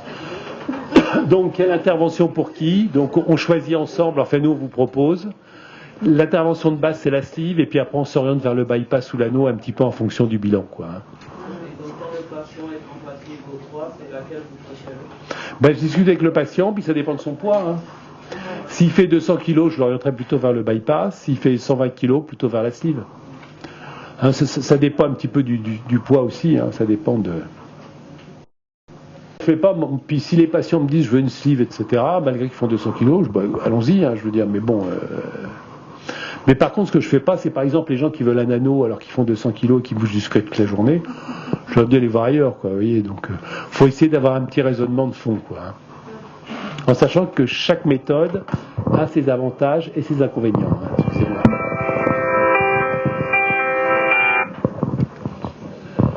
Voilà, donc sinon, globalement, au milieu c'est la sleeve et puis après on s'oriente vers le bypass et vers l'anneau. Mais moi, j'opère sur 100 malades, j'opère on va dire à peu près 60 sleeves, 35, même pas 36 bypass et 4 anneaux, quoi. Donc les anneaux, alors il y a des chirurgiens qui font que ça. Mais bon, les anneaux, globalement, c'est un petit peu tendance à disparaître du marché, quoi. Voilà, notion de parrainage. Alors, alors, chirurgie. Alors, il y a une nouvelle opération. Alors, non, ça, maintenant, c'est plus là, je le refasse. Les échecs et les récidives, télémédecine. Télémédecine, c'est compliqué, la télémédecine. Ce serait l'idéal, hein, on n'arrive pas. On n'arrive pas, ça fait 2 ans que j'en parle. Alors ils sont en train de mettre un truc à la clinique de l'Europe, mais ça marche pas bien, de suivre les gens par télémédecine, quoi. Par webcam, Skype et compagnie, quoi. Ça serait bien, mais moi je le fais un petit peu avec des patients étrangers, mais c'est difficile à mettre en place, quoi. Ça c'est l'avenir. C'est l'avenir parce que l'avenir, il y aura quelques centres en France où on fera cette chirurgie. Et puis donc si vous habitez à 200 km, ce sera pas mal de faire la première consultation par télémédecine, ça vous fera faire les 200 km quoi.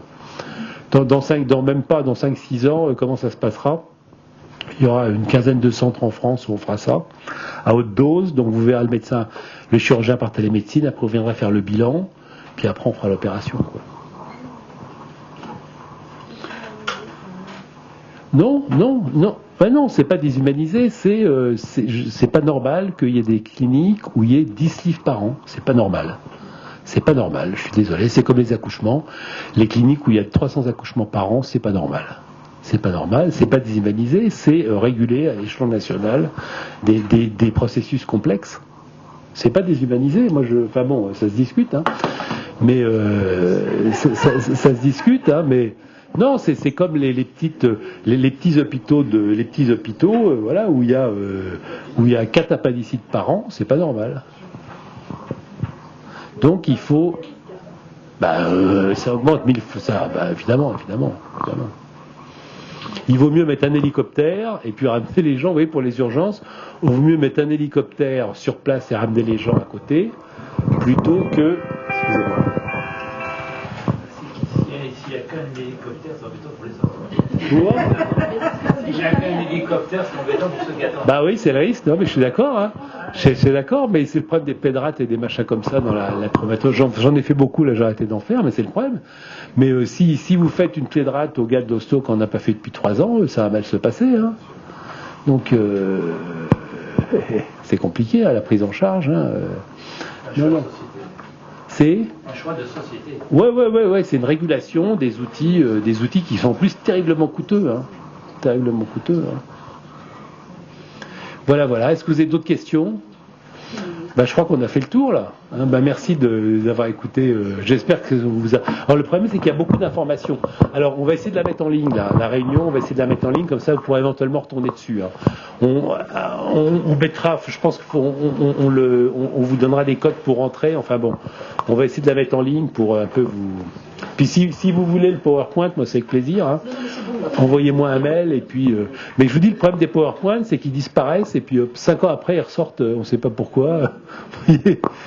Parce que dès qu'on transmet des trucs en ligne, de toute façon à un moment ou à un autre ça ressort. Donc voilà. Merci à tous et toutes. Hein. Bon courage et puis à bientôt. Et alors les outils connectés, on fera peut-être un truc la prochaine fois sur les